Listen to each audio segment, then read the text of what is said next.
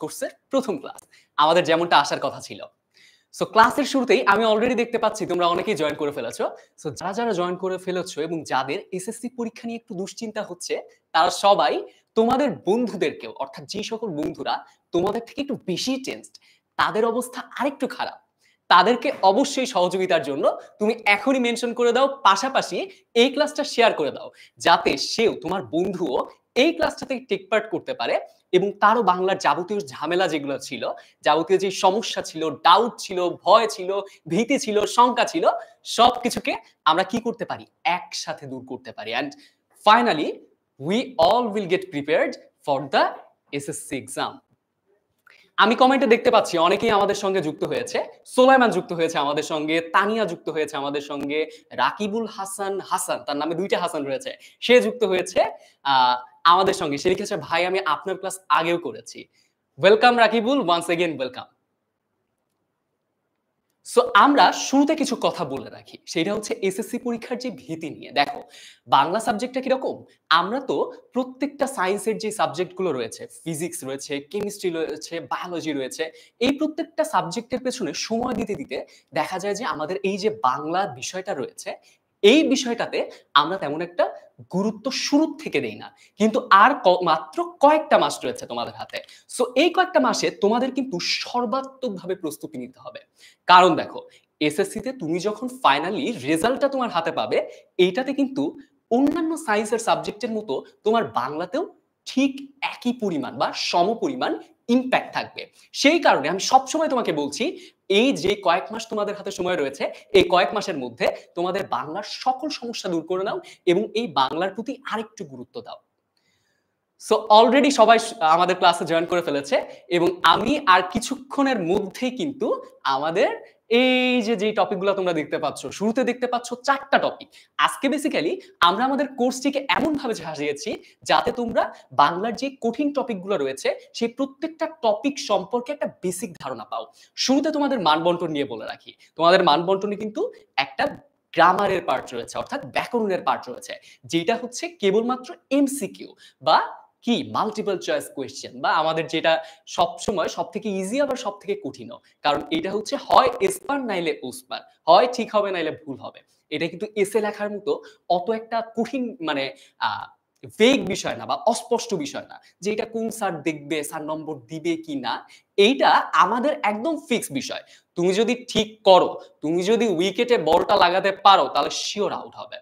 So নিজের মধ্যে সেই কনফিডেন্সটা রাখতে হবে, আত্মবিশ্বাসটা রাখতে হবে। সো আমরা ক্লাসটাই শুরু করব, ক্লাসটার একদম মূল পর্বে প্রবেশ করব, ক্লাসটার টপিকে চলে যাব। অলরেডি আমাদের সময় হয়ে গিয়েছে, যেমনটা তোমাদেরকে কথা দিয়েছিলাম। আজকে আমরা থ্রু আউট দ্য ক্লাস যেই বিষয়গুলো নিয়ে কথা বলবো সেগুলো হচ্ছে পরিচ্ছেদ 1, ভাষা এবং বাংলা ভাষা। আমরা একটু বিষয়টা নিয়ে ডিটেইলে আলোচনা করব। আমি তোমাদেরকে বলে রাখি, দেখো, কোয়েশ্চেনের যে বোর্ডের প্যাটার্নটা রয়েছে, আমরা তোমাদেরকে সেই প্যাটার্নটা ক্র্যাক করার চেষ্টা করব, রাইট? মানে প্যাটার্নটা তোমাদেরকে ধরিয়ে দেব, এন্ড দেন তোমরা নিজের থেকে বুঝতে পারবে যে তোমার কোন প্রশ্ন থেকে ওই বইয়ের ওই পেজের ওই লাইন থেকে এই টাইপের একটা এমসিকিউ তৈরি করতে পারে, রাইট? এই রকমের একটা সেন্স নিজের মধ্যে গ্রো হবে, যার কারণে তুমি তোমার নিজের টেক্সট বুক থেকে নিজেই শত শত প্রশ্ন তৈরি করতে পারো। তোমার কোনো গাইড বইয়ের দরকার হবে না, তোমার কোনো নোটের দরকার হবে না। জাস্ট তোমার মধ্যে এই যে বাংলার যে ভীতি রয়েছে, এইটাকে ছাড়িয়ে তুমি চলে যাও, একবার শুরু করো আমাদের সঙ্গে, দেন আমরা সামনে এগিয়ে যাব। সাইমা লিখেছে, ভাইয়া আপনার ক্লাস এর আগেও করেছি, এগেইন ওয়েলকাম। জিহাদ আমাদের সঙ্গে যুক্ত হয়েছে। আমাদের সঙ্গে আমি দেখতে পাচ্ছি যুক্ত হয়েছে মেহজাবিন আফরিন।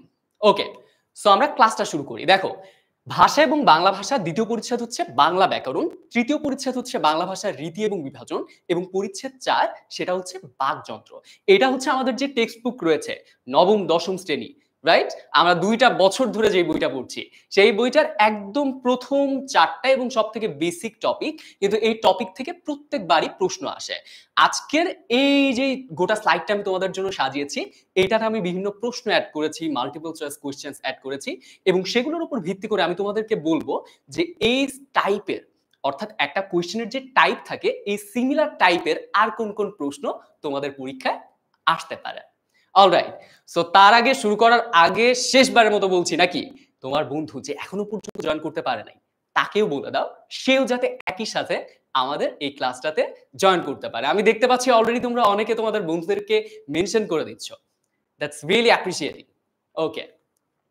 সো শুরুতে আমি আমার পরিচয়টা দিয়ে শুরু করি। আজকে যেহেতু কোর্সের একদম ফার্স্ট ক্লাস। আমি সুষমা চক্রবর্তী, তোমরা দেখতেই পাচ্ছ তোমাদের 10 মিনিট স্কুলের বাংলা ইনস্ট্রাক্টর এবং একই সাথে ইতিহাস এবং সামাজিক বিজ্ঞান এই বিষয়গুলো আমরা পড়িয়ে থাকি। এরপরে দেখো আমি হচ্ছে বর্তমানে পড়ালেখা করছি ঢাকা ইউনিভার্সিটিতে ডিপার্টমেন্ট অফ হিস্ট্রিতে অর্থাৎ ইতিহাস বিভাগে এবং বিগত ২ বছর ধরে আমি আমার স্টুডেন্টদের কাছেই রয়েছি। অর্থাৎ তাদের যে সকল সমস্যা ছিল সেইগুলো নিয়ে অ্যানালিসিস করেছি। কিভাবে একটা স্টুডেন্টকে তার বেস্টটা দেওয়া যায়, তার মধ্যে থেকে তার বেস্টটা নিয়ে আসতে হয়, সেইটা নিয়ে কাজ করছি এবং তারই ধারাবাহিকতায় আজকে তোমাদের সামনে এসে দাঁড়িয়েছি। ওকে, অনেকে আমাকে আসসালামু আলাইকুম জানিয়েছো। তাদের প্রত্যেককে আমার পক্ষ থেকে অনেক, অনেক শুভেচ্ছা। ওকে। সো আমরা শুরুতে প্রথম পরিচ্ছেদে চলে যাব, যেটা হচ্ছে ভাষা এবং বাংলা ভাষা। রাইট? একটা কথা, সেটা হচ্ছে আমি যখন কোনো একটা প্রশ্ন আনবো, সেই প্রশ্নের আনসারটা সবার আগে দিতে হবে। রাইট? আমি কমেন্ট সেকশনে কিন্তু তোমাদের চোখ রাখছি যে কে সবার আগে উত্তরটা দেয়। আমি দেখতে পাচ্ছি জিৎ, কাকলি আশরাফ, সে তার বন্ধু জান্নাতুল ফেরদৌস শেফাকে মেনশন করে দিয়েছে। Really good. ওকে। সো প্রথম প্রশ্ন তোমাদের জন্য। দেখো, সেটা হচ্ছে ইশারা ভাষা ব্যবহার করে কারা? আমি যদি অপশনগুলোর দিকে তাকাই, দৃষ্টি প্রতিবন্ধীরা, শ্রবণ প্রতিবন্ধীরা, শারীরিক প্রতিবন্ধীরা, বাক প্রতিবন্ধীরা। একটা বিষয় মনে রাখবা, সেটা হচ্ছে যখনই কোনো আমরা এমসিকিউ কোয়েশ্চেন, এমসিকিউতে একটা বিষয় থাকে, যখন তোমার কাছে মনে হয় যে আমি সঠিক অ্যান্সারটা জানি না, রাইট? তখন একটা মেথড আমাদেরকে ফলো করতে হয়, সেটা হচ্ছে প্রসেস অফ এলিমিনেশন। অর্থাৎ তুমি এখানে চেষ্টা করবে বোঝার জন্য। যেমন তুমি চিন্তা করো ইশারা, ইশারা ভাষা কারা ব্যবহার করবে? যারা কথা বলতে পারে না। সো কথার সাথে সম্পর্কিত কোনটা? দৃষ্টি? না, তারা তো দেখতে পারে। শ্রবণ, দৃষ্টি প্রতিবন্ধী, তারা দেখতে পারে না, রাইট? কিন্তু ইশারা ভাষা যদি ব্যবহার করো, সে দেখতে পারে না, তার সঙ্গে ইশারার তো কোনো সম্পর্ক নাই। এরপরে শ্রবণ প্রতিবন্ধীরা না, শারীরিক প্রতিবন্ধীরা না, কিন্তু বাক, বাক শব্দটার অর্থ কি? বাক মানে হচ্ছে কথা। আমরা বুঝতে পেরেছি বাক শব্দটার অর্থ কি? বাক মানে হচ্ছে কথা। অর্থাৎ যারা কথা বলতে পারে না তারাই, অর্থাৎ বাক প্রতিবন্ধীরাই কি ব্যবহার করবে? ইশারা ভাষা ব্যবহার করবে। আমরা যখন ছোটবেলায় বিটিভি দেখতাম, বিটিভি নিউজ দেখতাম, আমরা এখনো তো দেখি না অনেকে। সো বিটিভি নিউজে একদম ডান পাশে আমাদের কি থাকে? একটা ছোট্ট বক্সে একজন মানুষ হাত নেড়ে নেড়ে কথা বলে, রাইট? সেইটা হচ্ছে একটা ইশারা ভাষা। এটা হচ্ছে বাক প্রতিবন্ধীরা ব্যবহার করে এবং একই সাথে আমরা দেখতে পাবো ব্রেইল পদ্ধতি রয়েছে, রাইট? আমাদের এইটাই কারেক্ট অ্যান্সার। ব্রেইল পদ্ধতি। ব্রেইল পদ্ধতি কাদের জন্য? এটাও কিন্তু আমাদের সাথে মাথায় রাখতে হবে। ব্রেইল পদ্ধতি হচ্ছে দৃষ্টি প্রতিবন্ধীদের জন্য।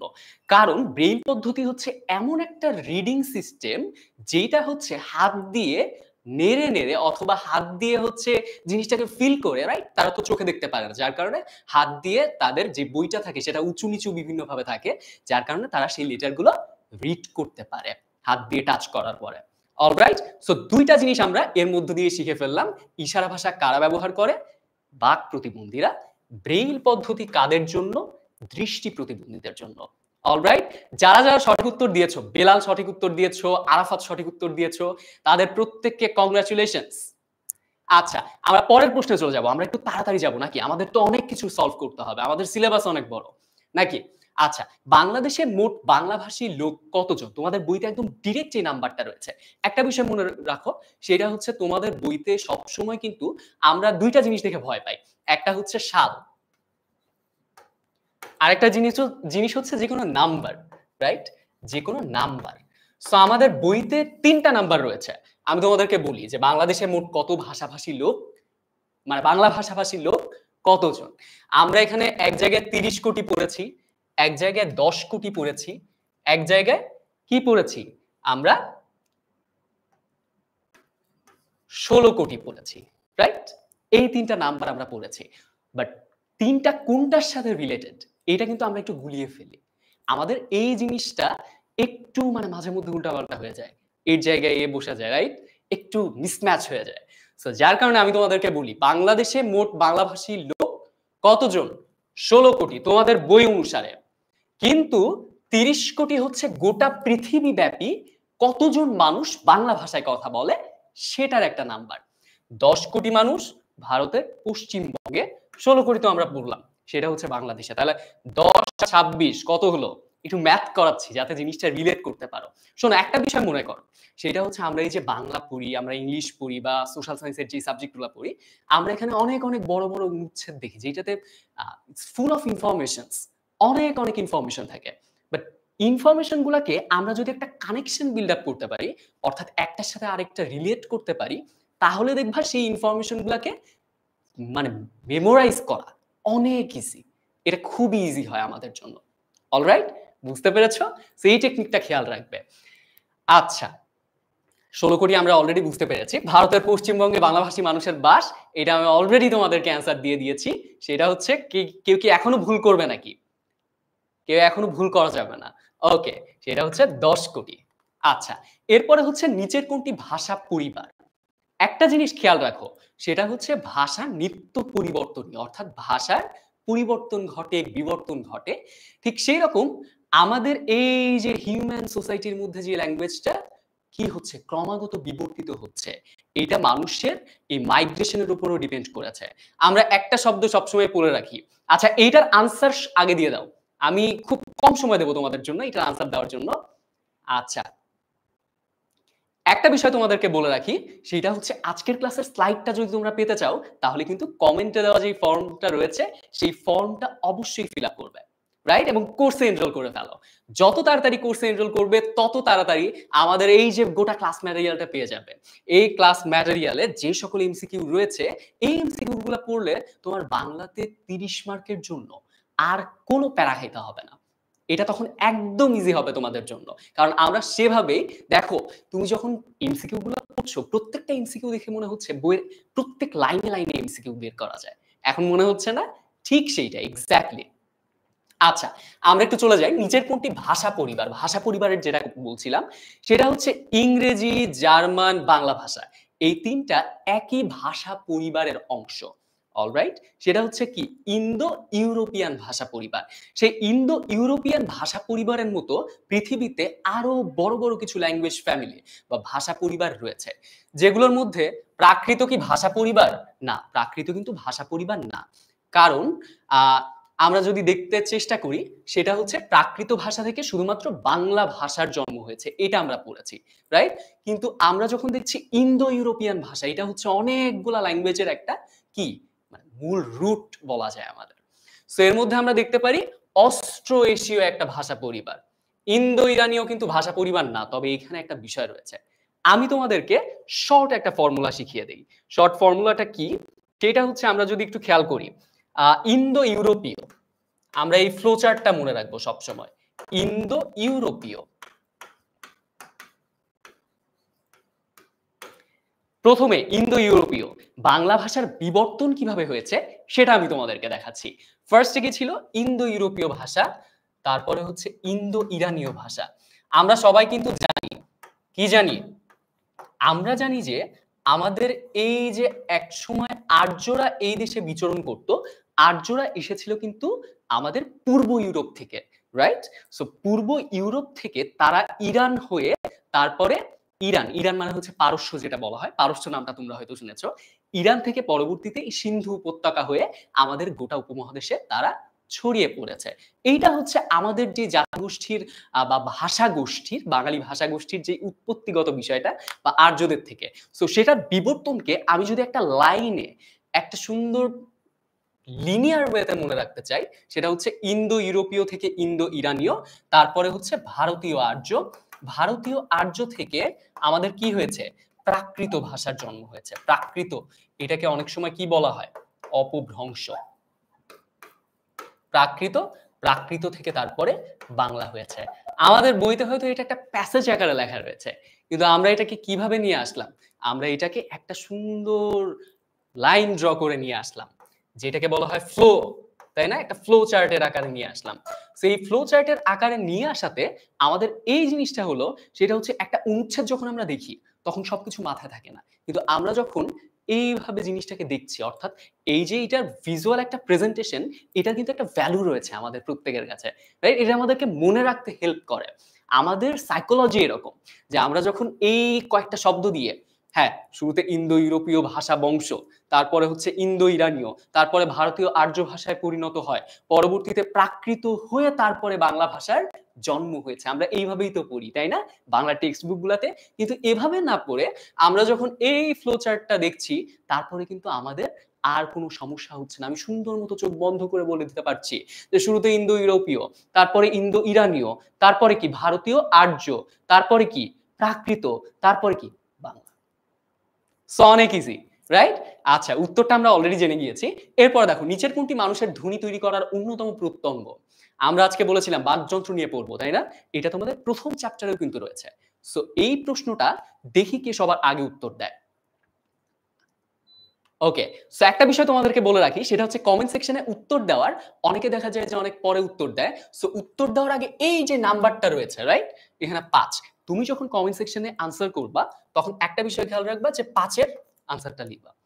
৫ ডট আনসারটা এ বি সি ডি এইভাবে দেওয়ার চেষ্টা করবে। আমি দেখতে পাচ্ছি শিশির উত্তর দিয়েছে এ, শিল অরূপ উত্তর দিয়েছে এ। ওকে, আচ্ছা, এখন একটা জিনিস দেখো, নিচের কোনটি মানুষের ধ্বনি তৈরি করার অন্যতম প্রত্যঙ্গ? নাক, চোখ, হাত নাকি কণ্ঠ?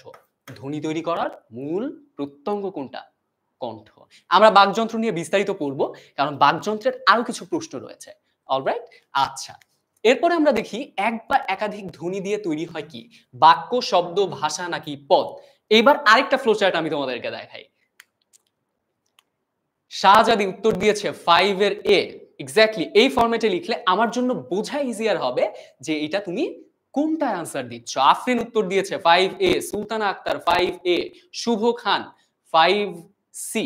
তার উত্তরটা একটু কি ভুল হলো নাকি ঠিক হলো? আচ্ছা, 5 এর এ উত্তর ছিল। ওকে, আমি 6 এ চলে এসেছি। আচ্ছা, সামিয়া উত্তর দিয়েছে 6 এর বি, তুষার উত্তর দিয়েছে 6 এর বি, আসাফ উত্তর দিয়েছে 6 এর বি। আচ্ছা, আমরা একটু দেখি এক বা একাধিক ধ্বনি দিয়ে তৈরি হয়। আচ্ছা, তোমাদেরকে একটা ফ্লো চার্টের কথা বলেছিলাম। বাকযন্ত্র থেকে উৎপন্ন হয় বিভিন্ন ধ্বনি। বাকযন্ত্র থেকে কি উৎপন্ন হয়? বিভিন্ন ধ্বনি। যেমন হচ্ছে ক, খ, গ, ঘ, এগুলো হচ্ছে বিভিন্ন ধ্বনি। এই ধ্বনি পাশাপাশি কতকগুলো ধ্বনি একসাথে বসে যখন একটা অর্থ প্রকাশ করে, তখন সেটা হয়ে যায় কি? অর্থবহ ধ্বনি সমষ্টি, সেটা হচ্ছে শব্দ। আবার পাশাপাশি কতকগুলো শব্দ একসাথে বসে তখন কি তৈরি করে? বাক্য তৈরি করে, রাইট? সো এই বিষয়টা সবসময় খেয়াল রাখবা। ধ্বনি, শব্দ, বাক্য। অলরাইট? বাক্যের ক্ষুদ্রতম অংশ কি তাহলে? বাক্যের ক্ষুদ্রতম একক। বাক্যের ক্ষুদ্রতম একক। এই প্রশ্নটা আমরা আজকে পাবো, কারণ এটা বিগত বছরের বোর্ড পরীক্ষাতেও এসেছিল। ওকে, আচ্ছা, অনেকে উত্তর করছো, আমরা উত্তরটা দেখে নেই। এক বা একাধিক ধ্বনি দিয়ে তৈরি হয়, এটা তো আমরা বুঝতেই পারছি। শব্দ। কি দিয়ে বাক্য গঠিত হয়? শব্দের গুচ্ছ দিয়ে, বর্ণের গুচ্ছ দিয়ে, ধ্বনির গুচ্ছ দিয়ে নাকি অর্থের গুচ্ছ দিয়ে? উত্তরটা অলরেডি কিন্তু আমি তোমাদেরকে বলেছি। সো উত্তরটা কি? জানিয়ে দাও। আচ্ছা, তোমরা অলরেডি উত্তর করছো। বেলাল উত্তর দিয়েছো, ফারহান উত্তর দিয়েছো, সাইমা উত্তর দিয়েছো। Thank you so much and many many congratulations correctly পারার জন্য। আজকের কোর্সটাতে যারা প্রথমবার, আজকে তো প্রথমবারের ক্লাস শুরু হলো আমাদের, যারা এসেছো তারা কিন্তু এর আগে ভাবছিলে যে আমি হয়তো অনেক কিছুই পারি না। বাট আমরা যখন এই যে মানে ডিরেক্টলি প্র্যাকটিসে চলে যাব কোন একটা বিষয়ে, যে আমাদের মূল ফিল্ডে কিভাবে ফাইটটা করতে হবে, রাইট? সেইটা যখন আমরা জানবো, তারপরে কিন্তু আমাদের, যেমন আমার পরীক্ষাতে, ফাইনাল এসএসসি পরীক্ষাতে সেম ফরম্যাটের সেম প্রশ্ন থাকবে, কারণ এই প্রশ্নগুলো বিগত বছরের এসএসসি পরীক্ষায় এসেছিল। অলরাইট? সো সেই কারণে আমাদের যখন এই কাজটা করছি, তার মানে একদম আমার সামনে যে যুদ্ধ আছে, সেই যুদ্ধে আমাকে কিভাবে কোন অস্ত্র নিয়ে যেতে হবে সেটা আমরা একদম প্রপারলি আবার। আচ্ছা, কি দিয়ে বাক্য গঠিত হয়? বাক্য গঠিত হয় শব্দের গুচ্ছ নিয়ে, আমরা একটু আগে বললাম। আরেকটা বিষয় শুনে রাখো, বর্ণ এবং ধ্বনি এই দুইটা জিনিসের মধ্যে পার্থক্যটা কি? বর্ণ এবং ধ্বনি এই দুইটা জিনিসের মধ্যে পার্থক্যটা কি? এই দুইটা জিনিসের মধ্যে পার্থক্যটা হচ্ছে, ধ্বনি হচ্ছে আমরা মুখে যেটা বলছি। যেমন আমি যদি মুখে এখন বলি ক, এটা হচ্ছে ধ্বনি। আমি মুখ দিয়ে বললাম and তুমি সেটা কি করলে? শুনতে পারলে। বাট আমি যখন লিখছি, আমি কিন্তু মুখে কিছু বলছি না, ক। সো আমাদের আন্ডারস্ট্যান্ডিং এর জন্য ধ্বনিটাকে যখন লিখিত রূপে প্রকাশ করলাম তখন সেটা হয়ে গেল কি বর্ণ। সেই কারণে ধ্বনির লিখিত রূপকে বা ধ্বনি নির্দেশক সাংকেতিক চিহ্নকে বলা হয় বর্ণ। এরপরে আমরা দেখি ভাষার ক্ষেত্রে প্রযোজ্য কোনটি? ভাষা শুধু কানে শোনার বিষয়? না। ভাষা মুখে বলার এবং কানে শোনার বিষয়? ভাষা শুধু মুখে বলার বিষয়। ক এবং গ। ক হচ্ছে এই যে এ, গ হচ্ছে সি। ভাষা শুধু কানে শোনার বিষয়, ভাষা শুধু মুখে বলার বিষয়। এই ২ টা প্রশ্ন দেখে আমরা কিন্তু এমনিতেই বুঝতে পারছি যে এই ২ টা হবে না। সো ডি নাম্বারটা হওয়ার কোনো উপায় নাই। তাহলে আমাদের সঠিক অ্যান্সার কোনটা? কারেক্ট অ্যান্সার হচ্ছে ভাষা মুখে বলার এবং কানে শোনার বিষয়। আমরা বুঝতে পেরেছি? ওকে। সো তোমরা কিন্তু একটা বিষয় করতে পারো, সেটা হচ্ছে কারো যদি কোনো ডাউট থাকে সেটাও কিন্তু আমাদের কমেন্ট সেকশনে দিয়ে দিতে পারো। আমি তৎক্ষণাৎ সেই প্রশ্নটার উত্তর দেওয়ার চেষ্টা করব অ্যান্ড ট্রাই করবে আমি যখন যেই টপিক পড়াচ্ছি সেই টপিকের অন্তর্গত বা সেই টপিক রিলেটেড যদি কোনো কোয়েশ্চেন থেকে থাকে, সেই কোয়েশ্চেন গুলো তখনই একদম ইনস্ট্যান্ট দেওয়ার। কারণ আমি চাই এখানে যারা এই ক্লাসটি করছে তারা যাতে কোনো ডাউট নিয়ে ফিরে না যায়। তারা যাতে প্রত্যেকটা সলিউশন একদম তৎক্ষণাৎ ইনস্ট্যান্টলি হয়ে যায়। অলরাইট? আচ্ছা। দৃষ্টি প্রতিবন্ধীদের ভাষা তৈরি হয় সমান্তরাল করে, উঁচু-নিচু করে, ছাপার লেখার মতো করে নাকি বইয়ের লেখার মতো করে? এটা খুবই ইজি আমরা বুঝতে পারছি। সেটা হচ্ছে উঁচু-নিচু করে। এবং এই পদ্ধতিটার নাম কি? কে বলতে পারবে? আমি একটু কমেন্ট সেকশনে দেখি কে আমাকে সবার আগে উত্তরটা দেয়। অলরেডি আমি উত্তর পেয়ে গিয়েছি। সেটা হচ্ছে ব্রেইল পদ্ধতি। অলরাইট? ব্রেইল পদ্ধতি। একটু আগে আরেকবারও বলেছি। এরপরে দেখি নিচের কোনটি দিয়ে ব্রেইল ভাষা পড়তে হয়? হাত দিয়ে অনুভব করে, খালি চোখে, কাঠি দিয়ে, চশমা দিয়ে। ২ নাম্বার অপশনটা হবে না আমরা বুঝতে পারছি। চশমা দিয়ে ৪ নাম্বারটাও হবে না। কাঠি দিয়ে এটা হবে না। একটু আগে কি বলেছিলাম? হাত দিয়ে টাচ করে, জিনিসটাকে ফিল করে, কোথাও উঁচু, কোথাও নিচু এরকম। অলরাইট? সো আমাদের কারেক্ট অ্যান্সারটা হচ্ছে হাত দিয়ে অনুভব করে। বাক প্রতিবন্ধীদের বোঝানোর জন্য ব্যবহৃত হয় উপভাষা, ব্রেইল ভাষা, উপজাতির ভাষা নাকি ইশারা ভাষা? আমরা একটু খেয়াল করি। ১ম টা হচ্ছে উপভাষা। উপভাষা কি? উপভাষা হচ্ছে উপভাষার অপর নাম কি? আরেকটা প্রশ্ন করি। প্রশ্ন সলিউশন করতে, করতে দেখো একটা বিষয় মজার। সেটা হচ্ছে প্রশ্ন যখন সলিউশন করছো, সেই প্রশ্নটা সলভ করতে গিয়ে আরো অনেক শত, শত প্রশ্ন নিজের মাথায় চলে আসে। অ্যান্ড এইটাই হচ্ছে মডেল টেস্ট করার বা প্রিভিয়াস ইয়ার এর কোয়েশ্চেন গুলা করার সবথেকে বড় মজার বিষয়। ওকে। সো অলরেডি অনেকে আনসার করছো। তার মানে তোমরা বুঝতে পেরেছো। এমসিকিউ নাম্বার 11 এর আনসারটা হচ্ছে আমি যেটা বলছিলাম, উপভাষাই হচ্ছে আঞ্চলিক ভাষার অপর নাম। উপভাষা কি? আঞ্চলিক ভাষা। উপভাষা হচ্ছে আঞ্চলিক ভাষা। যে আঞ্চলিক ভাষা যাই, উপভাষাও তাই। ব্রেইল ভাষা আমরা বুঝেছি একটু আগে। উপজাতির ভাষা এটা না। উপজাতি হচ্ছে নির্দিষ্ট কোনো জনগোষ্ঠীর ভাষা হচ্ছে উপজাতির ভাষা। যারা হচ্ছে আদিবাসী তাদের ভাষা হচ্ছে উপজাতির ভাষা।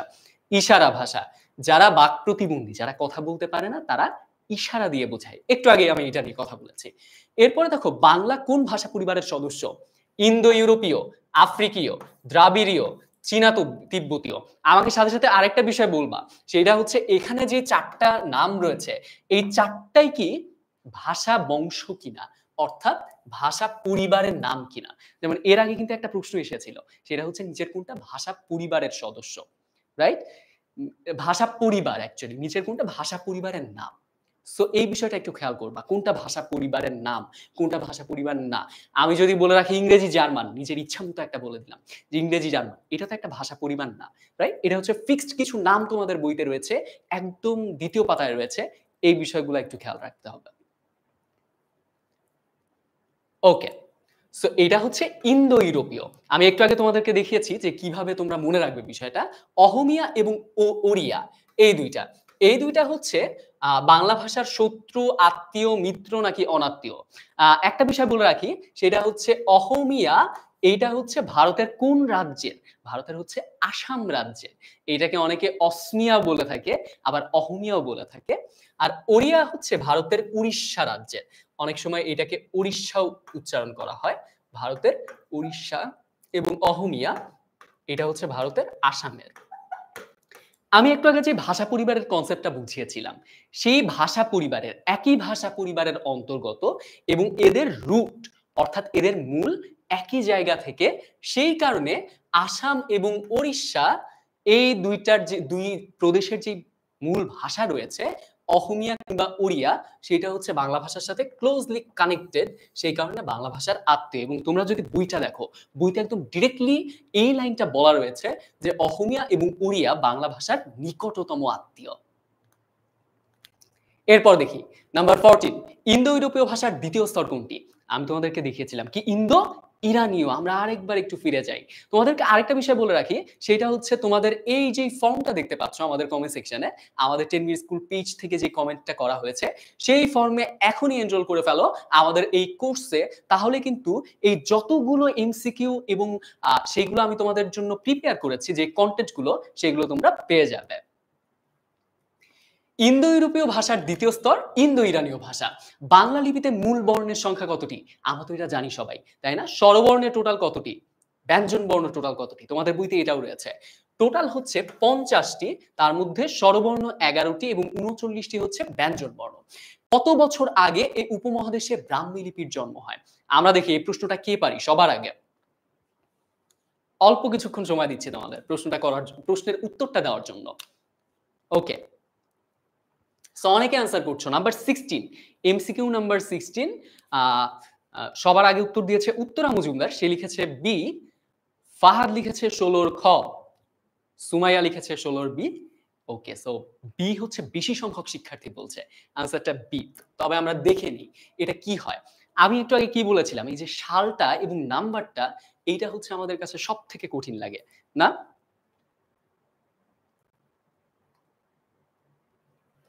ওকে, সো কত বছর আগে এই উপমহাদেশে ব্রাহ্মী লিপির জন্ম হয়? এটা হচ্ছে 2500।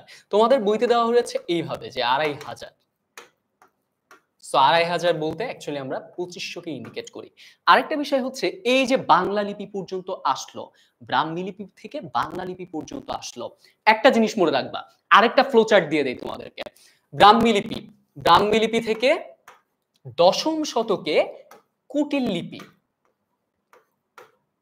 ব্রাহ্মী লিপি থেকে কুটিল লিপিতে রূপান্তরিত হয় বা কুটিল লিপির জন্ম হয়, এবং তারপরে কুটিল লিপি থেকে পরবর্তীতে বিবর্তিত হয়ে বাংলা লিপির জন্ম হয়েছে। আমরা বুঝতে পেরেছি বিষয়টা? ওকে, অনেকে ঠিক অ্যান্সার দিয়েছো, তাদের প্রত্যেককে অভিনন্দন। এন্ড এখনো বলছি, আবারও বলছি, তোমাদের বন্ধু যারা এখনো পর্যন্ত জয়েন করেনি তাদের প্রত্যেককে আবারও মেনশন করে দাও, যাতে তারাও আমাদের ক্লাসটাতে অ্যাটেন্ড করতে পারে। ওকে, এরপরে দেখি ব্রাহ্মী লিপির কোন শাখা থেকে কুটিল লিপির উৎপত্তি হয়। এই কথাটা আমি কিন্তু এর আগের প্রশ্নে দেখো, ব্রাহ্মী লিপি থেকে কুটিল লিপি এবং বাংলা লিপি, এই কথাটা এইখানে আমরা এসে পড়বো। ব্রাহ্মী লিপির কোন শাখা থেকে কুটিল লিপির উৎপত্তি হয়? ব্রাহ্ম লিপির দক্ষিণ ভারতীয়, উত্তর ভারতীয়, পশ্চিম ভারতীয় নাকি পূর্ব ভারতীয়? জিনিসটার কনভার্সন, রাইট? আমাদের বাংলাদেশ কি একদম ভারতের পূর্বাংশে, সো পূর্ব ভারতীয় উত্তরটা। ভাষার মূল উপাদান কি? ভাষার মূল উপাদান দুইটা বিষয় আমি একটু আগে বলেছিলাম, বাক্যের মূল উপাদান কি বা বাক্যের ক্ষুদ্রতম অংশ কি? ভাষার মূল উপাদান হচ্ছে ধ্বনি। ভাষা কি? ভাষা হচ্ছে ভাব প্রকাশের মাধ্যম, আমরা এটা অলরেডি জানি। এরপর আমরা 19 নাম্বার প্রশ্ন, ভাষা কি, ভাব প্রকাশের মাধ্যম। 20 নাম্বার প্রশ্ন দেখো, মনের ভাব প্রকাশের প্রধান বাহন কি? এটা আমরা ভাষা, এটা আমরা সিম্পলি জানি, রাইট? এটা হচ্ছে একদম বেসিক আমাদের। আচ্ছা, মনের ভাব প্রকাশের প্রধান বাহন কোনটি? ভাষা। মানুষের ভাষা কিসের সাহায্যে সৃষ্টি হয়? মানুষের ভাষা কিসের সাহায্যে সৃষ্টি হয়? বাকযন্ত্রের সাহায্যে। ওকে, সো 22 নাম্বার প্রশ্ন, এবং আমাদের এই যেই প্রথম চ্যাপ্টার বা আমরা যেটা বলে থাকি হচ্ছে আমাদের প্রথম পরিচ্ছেদ, ভাষা এবং বাংলা ভাষা, এইটার এই পর্যন্তই আমরা অ্যান্সার করব। এবং এইখানে কিন্তু আরো বেশ কিছু প্রশ্ন রয়েছে। আমরা আজকে আমাদের সময় স্বল্পতার কারণে এতগুলো প্রশ্নই করছি। তবে তোমরা যারা এই কোর্সটাতে এনরোল করবে, তারা কিন্তু পরের যে কোয়েশ্চেন গুলো এই পিডিএফ এর সাথে অ্যাড করা রয়েছে, সেটাতেও পেয়ে যাবে তোমাদের কাছে। মানুষের কণ্ঠ নিঃসৃত বাক সংকেতের সংগঠনকে কি বলে? ভাষা বলে, আমরা সবাই জানি। ওকে, সো আমাদের এখানে আরো কিছু কোয়েশ্চেন ছিল, যেটা আমরা তোমাদের জন্য অ্যাড করেছি। তোমরা যারা এই কোর্সটাতে এনরোল করবে, তারা কিন্তু এইটার পিডিএফ কপিটা পেয়ে যাবে। ওকে, আমরা এখন চলে যাই আমাদের দ্বিতীয় পরিচ্ছেদ, বাংলা ব্যাকরণ। বাংলা ব্যাকরণের বেশ কিছু প্রশ্ন আমাদের সবসময় আসে, সেটা হচ্ছে ব্যাকরণের মূল অংশ কয়টি, মূল আলোচ্য বিষয় কয়টি, ভাষার মূল অংশ কতটি। তোমাদের প্রশ্নটা দুইটা জিনিস দেখো, আমি একটা জিনিস শুরুতেই বলে রাখি, এই বাংলা ব্যাকরণ গোটা চ্যাপ্টারটার সামারি যদি তুমি পেতে চাও তাহলে এইটুকু মনে রাখবা শুধুমাত্র। ভাষার মূল অংশ চারটি, কি? ধ্বনি, শব্দ, বাক্য এবং অর্থ। আর এই প্রত্যেকটার পাশে যদি আমি তত্ত্ব বসাই সেইটা তখন হয় ধ্বনি তত্ত্বের আলোচ্য বিষয়, সরি ব্যাকরণের আলোচ্য বিষয়। আমি একটু খেয়াল রাখি ব্যাকরণ কি করে। ব্যাকরণ জিনিসটা কি করে, একটা ভাষার বিভিন্ন উপাদানকে বিচার বিশ্লেষণ করে এবং একই সাথে একটা ভাষার নিয়ম শৃঙ্খলা রক্ষা করে, রাইট? সো ব্যাকরণ যেহেতু ভাষা নিয়েই কাজ করে, ভাষার মূল উপাদানগুলোর রীতিনীতি, তাদের মধ্যে গঠন প্রক্রিয়া, তাদের বিবর্তন, এগুলো নিয়ে স্টাডি করাই হচ্ছে ব্যাকরণের কাজ। এবং সেই কারণে ভাষার যে মূল অংশগুলো রয়েছে সেইগুলো নিয়ে ব্যাকরণ কি করে, অধ্যয়ন করে। তার মানে হচ্ছে ধ্বনি নিয়ে যে অধ্যয়ন করে সে হচ্ছে ধ্বনিতত্ত্ব, শব্দ নিয়ে শব্দতত্ত্ব, বাক্য নিয়ে বাক্যতত্ত্ব, অর্থ নিয়ে অর্থতত্ত্ব। এবার আরেকটা বিষয় রয়েছে, তোমার কথা হচ্ছে দেখো ধ্বনি রিলেটেড যা কিছু থাকবে সেটা হচ্ছে ধ্বনিতত্ত্বে আলোচিত হবে, শব্দ রিলেটেড যা কিছু থাকবে সেটা শব্দতত্ত্বে আলোচিত হবে, বাক্য রিলেটেড যা কিছু সেটা বাক্যতত্ত্বে আলোচিত হবে, অর্থ নিয়ে যা কিছু সেটা হচ্ছে অর্থতত্ত্ব। অর্থ জিনিসটা কি দেখো, তিনটা জিনিস আমি এর আগের যে ফ্লোচার্টটা তোমাদেরকে দেখিয়েছিলাম সেই ফ্লোচার্টে তোমরা দেখতে পেয়েছিলে যে ধ্বনি থেকে শব্দ, শব্দ থেকে বাক্য। সো শব্দ এবং বাক্যের বিভিন্ন রকমের অর্থ হয়, রাইট? গৌণার্থ, মুখ্যার্থ। যেমন আমি যদি একটা বলি সেটা হচ্ছে অমাবস্যার চাঁদ হয়ে গিয়েছো, বন্ধুকে অনেক সময় বলা যায় যে কি সমস্যা তোমার, তোমার তো দেখাই পাওয়া যায় না, তুমি তো একদম অমাবস্যার চাঁদ হয়ে গিয়েছো। সেইটা বলার মানে হচ্ছে তার এখন খুবই দুর্লভ বস্তু, সে তার সঙ্গে আর দেখাই হয় না, দেখা সাক্ষাৎই হয় না। সো এই কারণে দেখো অমাবস্যার চাঁদ বলতে কিন্তু অমাবস্যার চাঁদকে বোঝালাম না, এটাকে অন্য একটা অর্থে ব্যবহার করলাম যেটা হচ্ছে তার আভিধানিক অর্থ থেকে ভিন্ন। সো এটাই হচ্ছে আমাদের অর্থতত্ত্বের এই অর্থ, শব্দ এবং বাক্য কোন অর্থে কখন প্রযুক্ত হচ্ছে সেটা নিয়ে আলোচনা করা হয়। আমরা যদি একটু দেখি, আমরা মোটামুটি সামারিটা জানতে পেরেছি, এখন সামারির পরে আমাদের কাজ হচ্ছে কোয়েশ্চেন প্র্যাকটিস করা, রাইট? সো দেখি ভাষার স্বরূপ এবং প্রকৃতি নিয়ে আলোচনা করে কে? ব্যাকরণ, ধ্বনিবিজ্ঞান, ভাষাবিজ্ঞান নাকি বাগার্থ বিজ্ঞান? অর্থতত্ত্ব, আরেকটা বিষয় বলে রাখি তোমাদেরকে, ধ্বনিতত্ত্ব, শব্দতত্ত্ব, বাক্যতত্ত্ব, অর্থতত্ত্ব, অপর নাম, এগুলোর অপর নাম। শব্দতত্ত্বের অপর নাম হচ্ছে রূপতত্ত্ব, শব্দতত্ত্বের অপর নাম হচ্ছে রূপতত্ত্ব, বাক্যতত্ত্বের অপর নাম হচ্ছে পদক্রম, অর্থতত্ত্বের অপর নাম হচ্ছে বাগর্থতত্ত্ব। সো অনেক সময় আমাদের কনফিউজড হতে হয়।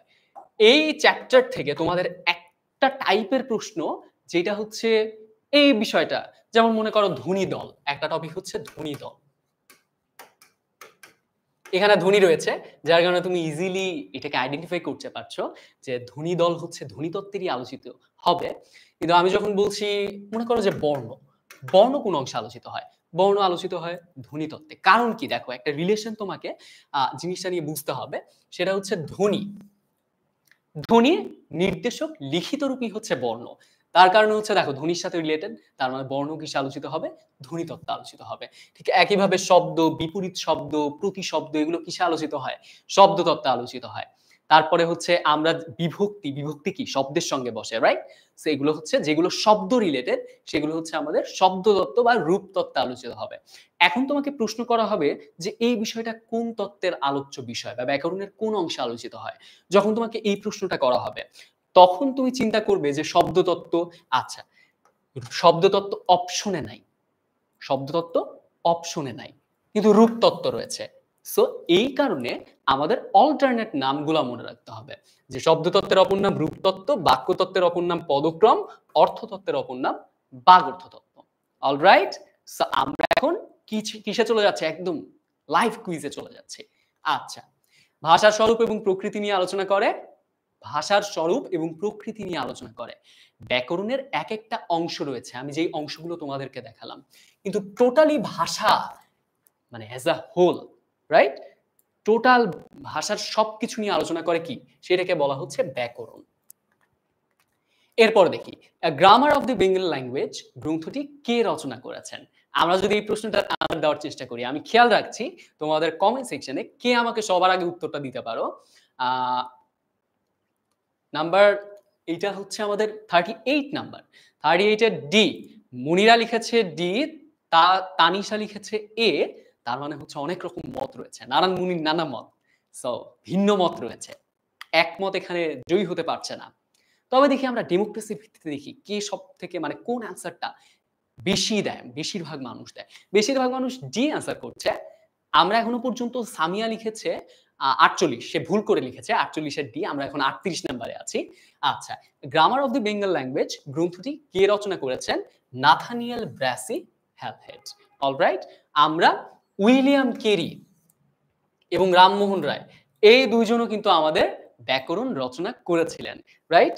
তিনি কোন ব্যাকরণ রচনা করেছিলেন এবং সেটার নাম কি ছিল সেটা আমরা একটু জেনে রাখবো। দেখো, উইলিয়াম কেরি রচনা করেছিলেন, এর সঙ্গে কয়েকটা সাল যুক্ত রয়েছে আমাদের, এবং রাজা রামমোহন রায়, রাজা রামমোহন রায়ের সঙ্গে ২টা সাল জড়িত এবং উইলিয়াম কেরির সঙ্গে ২টা সাল জড়িত। সেটা হচ্ছে উইলিয়াম কেরি ১৮০১ সালে ১৮০১ সালে তিনি কি রচনা করেছেন?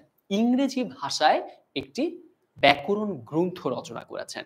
এবং রাজার, আচ্ছা এটা কিন্তু উইলিয়াম কেরির সঙ্গে। আচ্ছা, আমি আরেকবার লিখি তোমাদের জন্য।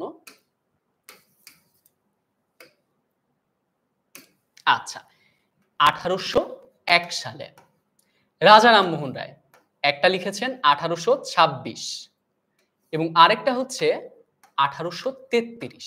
দুইটা সাল আমাদেরকে মনে রাখতে হবে। ১৮০১ সালে উইলিয়াম কেরি ইংরেজি ভাষায় লিখেছেন, রাজা রামমোহন রায় ১৮২৬ সালে কোন ভাষায় লিখেছেন? ইংরেজি ভাষাতেই লিখেছেন। কিন্তু সর্বশেষ ১৮৩৩ সালে এসে রাজা রামমোহন রায় গৌড়ীয় ব্যাকরণ নামে একটা গ্রন্থ রচনা করেন, যেটা হচ্ছে সর্বপ্রথম বাংলায়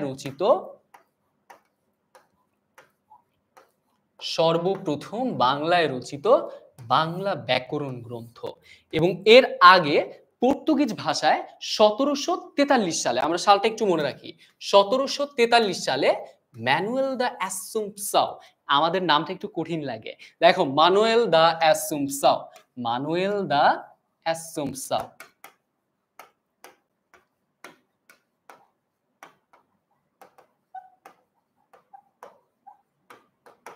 মানুয়েল দা অ্যাসুম্পসাও ইনি হচ্ছে ১৭৪৩ সালে সর্বপ্রথম একটা পর্তুগিজ বই প্রকাশিত হয়েছিল, পর্তুগিজ অভিধান, রাইট? সেই অভিধানের তিনি হচ্ছে অভিধানের যে নিয়মাবলী থাকে সেইখানে কিছু কিছু জিনিস, কিছু লেখা লিখেছিলেন এবং সেইটাই হচ্ছে বাংলা ভাষায় পর্তুগিজ ভাষায় লেখা প্রথম বাংলা ব্যাকরণ মনে করা হয়। অলরাইট, তার মানে আমরা সালগুলো একটু একটা সুন্দর টাইম লাইনে যদি নিয়ে আসা ট্রাই করি, আমরা তাহলে কিভাবে দেখতে পাই?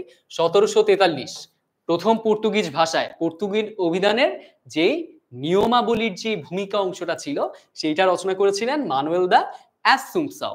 তারপরে আমরা কোন সালটা পাচ্ছি? আমরা পাচ্ছি ১৮০১ সালে। ১৮০১ সালে কে? William Carey. তারপরে হচ্ছে ১৮২৬ রাজা রামমোহন রায়, ১৮৩৩ সেটা হচ্ছে আমাদের গৌড়ীয় ব্যাকরণ রাজা রামমোহন রায় রচনা করেছিলেন। ওকে, মিনারা একটা বিষয় লিখেছে, বেসিক স্ট্রং হবে এই ক্লাস করলে। এক্স্যাক্টলি, আমরা তোমাদের মূল টপিকগুলো একদম নিয়ে এসেছি তোমাদের জন্য, যে টপিকগুলো সবসময় তোমাদের কাছে কঠিন মনে হয়, এবং সেই কারণে আমাদের এই গোটা কোর্সটি ডিজাইন করা, যাতে তোমাদের বেসিকে কোনো সমস্যা না হয়। তোমরা যখন এসএসসি পরীক্ষা দেবে, এসএসসিতে এ প্লাস তোমাদের ফার্স্ট টার্গেট, অ্যান্ড দেন আমরা যখন অ্যাডমিশনে যাব, বিশ্ববিদ্যালয়ে ভর্তি পরীক্ষা যাব, বিশ্ববিদ্যালয়ে ভর্তি পরীক্ষাতেও কিন্তু আমাদের বাংলা বিষয়ে বসতে হবে। অলরাইট, সো বাংলা যদি তোমাদের এই সবসময় স্কিপ করার একটা প্রবণতা থাকে, বাংলা যদি সবসময় এড়িয়ে চলতে হয়, বাংলা কোনো মতে এড়াতে পারবা না। লাইফে যত জায়গা আসবে, বাংলা দেখবা তোমার সামনে যায় দাঁড়ায় আছে, তোমার আগে তোমার দরজার সামনে গিয়ে দাঁড়িয়ে আছে। ওকে, আচ্ছা, আমি কিন্তু অনেক কিছু বলেছি, কিন্তু এই প্রশ্নটার উত্তর কিন্তু আমি এখনো পর্যন্ত দেইনি। আমাদের ৩৮ নাম্বার তানহা, সে লিখেছে ডি। তানহা ২ বার ডি অ্যান্সার করেছে। ওকে, সাদিয়া উত্তর করেছে, লামিয়া উত্তর করেছে, জান্নাত উত্তর করেছে। Okay, so Nathaniel Brassey Halhed, NB Halhed, তিনি দেখো ১৭৪৩, তারপরে হচ্ছে ১৭৭৮। আমি যদি সালটা মনে রাখি, ১৭৭৮ সালে নাথানিয়েল ব্রাসি হ্যালহেড, ১৭৪৩ শুরুতে লাইনটা ১৭৪৩, ১৭৭৮। 1801, তারপরে কি 1826, 1833। চোখ বন্ধ করে এখন সালগুলা বলতে পারবো না আমরা? শুরুতে কোনটা? শুরুতে হচ্ছে 1743, পর্তুগিজে একটা অভিধান লেখা হয়েছিল, সেই অভিধানের ভূমিকা অংশ। তারপর আমরা কি পেলাম? তারপরে পেলাম হচ্ছে 1778। ওকে, 1700 পার্ট শেষ। 1778 সালে কে লিখেছে? Nathaniel Brassey Halhed. এখন এই মহাশয়ের নামটা আমরা দুই ভাবে পেতে পারি। নাথানিয়েল ব্রাসি হ্যালহেড অপশনও থাকতে পারে, অথবা থাকতে পারে এনবি হ্যালহেড। এনবি, নাথানিয়েলের এন, ব্রাসির বি। এনবি হ্যালহেড অনেক সময় লেখা থাকে, অপশনে থাকে। সো তখন তোমার কাজ হবে এনবি হ্যালহেড অপশনটা ফিল আপ করা। অলরাইট, তারপর আমরা কি পেলাম? 1700 পরে 1801 সালে উইলিয়াম কেরি ইংরেজি ভাষায় রচনা করেছেন। 1800 কত সাল? 26 আর 1833, লাস্টের দুইটা। এই যে তুমি এই লাইনটা যখন দেখছো, লাইনটা দেখলেই তুমি সালগুলো মনে করতে পারবে যে লাস্টের দুইটা তো রাজা রামমোহন রায়, একটা ইংরেজিতে একটা বাংলায়। Very easy. বাংলা যেটা সেটার নাম কি? সেটার নাম হচ্ছে গৌড়ীয় ব্যাকরণ। অলরাইট, আচ্ছা আমরা পরের প্রশ্নে চলে যাব, আমাদের কুইকলি যেতে হবে। এই grammar of the Bengal language গ্রন্থটি কত সালে প্রকাশিত হয়? আমরা তো এটা সবাই পারবো নাকি? এটা কে লিখেছিলেন? এই grammar of the Bengal language Nathaniel Brassey Halhed, NB Halhed. কত সালে পড়িয়েছিলাম ভাইয়া? এটা পড়িয়েছিলাম 1778। ওকে। উইলিয়াম কেরি কত সালে? 1801। দেখো সব প্রশ্ন তুমি এখন পারবে। প্রথম কোন ভাষায় বাংলা ব্যাকরণ প্রকাশিত হয়? পর্তুগিজ। বলেছিলাম পর্তুগিজ টু বাংলা অভিধানের। এরপরে দেখি উইলিয়াম কেরি কোন ভাষায় বাংলা ব্যাকরণ রচনা করেন? খুব ফাস্ট আনসার করতে হবে কমেন্ট সেকশনে। আমি দেখতে পাচ্ছি অলরেডি সবাই একজনের পর একজন অ্যানসার করে নিচ্ছ। এবং একই সাথে বলে রাখি, এই যে একটু আগে মিনারা যেমন বললো এই ক্লাসগুলো করলে বেসিক স্ট্রং হবে, তোমাদেরকে বলে রাখি তোমাদের বন্ধু যাদের এরকম বেসিক দুর্বল রয়েছে এবং তারা বাংলা দেখলে ভয় পায়, তাদের জন্য এইটি অবশ্যই তোমার টাইমলাইনে শেয়ার করো। তোমার টাইমলাইনে শেয়ার করলে এবং একই সাথে আমাদের কমেন্টে দেওয়া যে ফর্মটি রয়েছে আমাদের কোর্সে ভর্তি হওয়ার জন্য, সেই ভর্তি হওয়ার ফর্মে গিয়ে এখনই এনরোল করে ফেলো, এন্ড দেন আমরা পৌঁছে যাব তোমাদের কাছে আমাদের এই যে পিডিএফটা রয়েছে সেইটা নিয়ে। আচ্ছা, বাংলা ভাষায় রচিত প্রথম বাংলা ব্যাকরণ কোনটি? গৌড়ীয় ব্যাকরণ।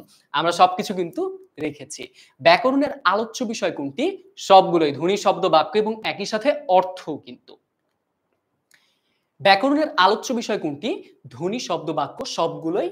স্বর এবং ব্যঞ্জন ধ্বনির বৈশিষ্ট্য ব্যাকরণের কোন অংশের আলোচ্য বিষয়? ধ্বনি যেখানে আছে সেটা হচ্ছে ধ্বনিতত্ত্ব। স্বর ও ব্যঞ্জন ধ্বনি। নিচের কোনটি ধ্বনিতত্ত্বের আলোচ্য বিষয়? ধ্বনি যেখানে থাকবে সেটাই তো ধ্বনিতত্ত্বের আলোচ্য বিষয় হবে। যেমন ধ্বনি দল। আমরা বুঝতে পারছি কিভাবে অপশন দেখে আমরা কুইকলি কোনটা সঠিক অ্যান্সার সেটা ধরতে পারবো। এরপরে দেখি আবেগ শব্দ আলোচিত হয়। শব্দ, শব্দ কিসে আলোচিত হবে? শব্দ আলোচিত হবে রূপতত্ত্ব। শব্দতত্ত্বের অপর নাম কি? রূপতত্ত্ব। মনে আছে তো? আচ্ছা, শব্দ নির্মাণ প্রক্রিয়া বিশেষ গুরুত্ব পায়। শব্দ নির্মাণ মানে কি? রূপতত্ত্ব, শব্দতত্ত্ব, শব্দতত্ত্বে আলোচিত হবে। এইভাবে আমাদেরকে বিষয়গুলোকে কানেক্ট করে, বিষয়গুলোর মধ্যে লিংক আপ করে আমাদেরকে হোল মেসেজটা মনে রাখতে হবে। তাছাড়া তুমি যদি বাংলা ব্যাকরণ বইটা নাও এবং বইটা নেওয়ার পরে ওয়ার্ড বাই ওয়ার্ড মুখস্থ করতে থাকো যে হ্যাঁ, শব্দতত্ত্বের অপর নাম রূপতত্ত্ব, শব্দতত্ত্বের অপর নাম রূপতত্ত্ব, এভাবে মুখস্থ করার দিন শেষ। এখন সময় হচ্ছে টেকনিক্যালি কাজগুলো করার। আচ্ছা, শব্দজোড়। শব্দজোড় তাহলে শব্দ আছে রূপতত্ত্বে। ব্যাকরণের কোন তত্ত্বে জ্যোতিচিহ্ন আলোচিত হয়? এখন একটু ভাইয়া কঠিন প্রশ্ন করে ফেললেন যে জ্যোতিচিহ্ন, এইটার সাথে তো শব্দও নাই, বাক্যও নাই, ধ্বনিও নাই। এটা আমি কিভাবে মনে রাখবো যে এইটা হচ্ছে কোন তত্ত্বের আলোচ্য বিষয়? এখানে জিনিসটা হচ্ছে জ্যোতিচিহ্ন কখন ব্যবহৃত হয়? যখন আমরা একটা বাক্য লিখি, রাইট? একটা বাক্যের অর্থকে সুস্পষ্ট করার জন্য কিংবা একটা বাক্যের কোথায় কতটুকু থামতে হবে সেটা ধরার জন্য আমরা জ্যোতিচিহ্নটাকে ব্যবহার করে থাকি। সেই কারণে এটা বাক্যতত্ত্বে আলোচিত হবে। বাগর্থ তত্ত্বের অপর নাম কি? অর্থতত্ত্ব। আমরা একটু আগে একদম ডিরেক্ট পড়েছি। বাক্যের উপাদান লোপ আলোচিত হয় কোথায়? বাক্য কোথায় আলোচিত হবে? বাক্য, বাক্য তো বাক্যতত্ত্বে, তাহলে বাক্যের উপাদান লোপ বাক্যতত্ত্বে আলোচিত হবে। শব্দ, বর্গ। আচ্ছা, বর্গ জিনিসটা কি? বর্গ হচ্ছে বেশ কয়েকটি শব্দের সমষ্টি যেই শব্দগুলো একই রকম কাজ করে। অলরাইট? আচ্ছা, শব্দজোড় অর্থাৎ কিছু শব্দ একত্রিত হয়ে, বর্গ বিষয়টা আরেকটু ক্লিয়ার করি। বর্গ বিষয়টা কিছু শব্দ একত্রিত হয়ে যখন একটা কাজ করবে তখন সেটা হচ্ছে বর্গ। শব্দজোড় এবং বাক্যের ব্যঞ্জনা আলোচিত হয় কোথায়? অর্থতত্ত্বে। বাংলা ব্যাকরণের প্রধান আলোচ্য বিষয় কয়টি? প্রধান আলোচ্য বিষয় হচ্ছে ৪ টি। আমরা অলরেডি জেনেছি ধ্বনি, শব্দ, বাক্য এবং অর্থ। সো আমাদের এই চ্যাপ্টারে এই স্লাইডটাতে এরকম আরো কিছু প্রশ্ন রয়েছে। তুমি যদি এনরোল করো আমাদের এই কোর্সটাতে তাহলে কিন্তু তুমিও এই গোটা লেকচার শিটটা পেয়ে যাবে। যাতে তোমার যত বেশি প্র্যাকটিস তত বেশি কি?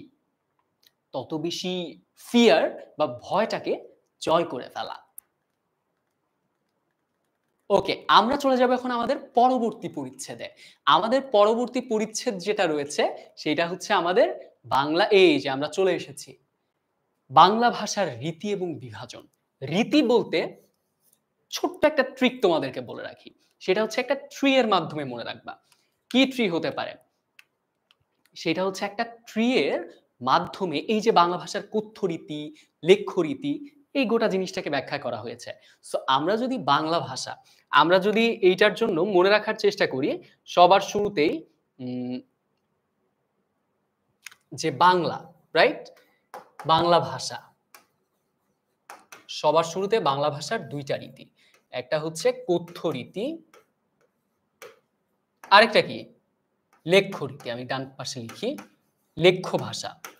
একটা হচ্ছে কথ্য ভাষা, আরেকটা হচ্ছে লেখ্য ভাষা। এখন এই ২ টার আবার ক্লাসিফিকেশন তুমি একটা সুন্দরভাবে মনে রাখতে পারবে। যে কথ্য ভাষার মধ্যে হচ্ছে আদর্শ কথ্য ভাষা। কি কথ্য ভাষা? আদর্শ কথ্য ভাষা। আরেকটা বিষয় হচ্ছে এই যে আমাদের উত্তরবঙ্গের ভাষা বললে দক্ষিণবঙ্গের মানুষ বোঝে না। আবার আমাদের চট্টগ্রামের ভাষা বললে আমি তুমি কেউই কোনো কিছু বুঝতে পারবো না। যেমন আমাদের নতুন কারিকুলামে বেশ কিছু আ নতুন আঞ্চলিক ভাষার চ্যাপ্টার, সেইখানে একটা জায়গায় লেখা আরকুরু ইবেদু আন্ডপাজ্জি। এই কথাটার মানে কি? এই কথাটা তো আমরা বুঝতে পারছি না, রাইট? কিন্তু যারা চিটাগাং এর, কে কোন জায়গা থেকে জয়েন করেছো সেটাও আমাকে জানিয়ে দিও। চিটাগাং এর যারা আছো, আমি একটু আগে কি বললাম সেটা তোমরা বুঝতে পারলে কিনা এটা আমাকে একটু জানিয়ে দিও। অ্যান্ড একজন বলেছো এই কোর্সটি কাদের জন্য? এই কোর্সটি তোমাদের জন্য যারা হচ্ছে এসএসসি পরীক্ষার্থী, এসএসসি ২৫ এ এবং যারা এখনো পর্যন্ত বাংলা নিয়ে ভয়ে একদম হিমশিম খাচ্ছ।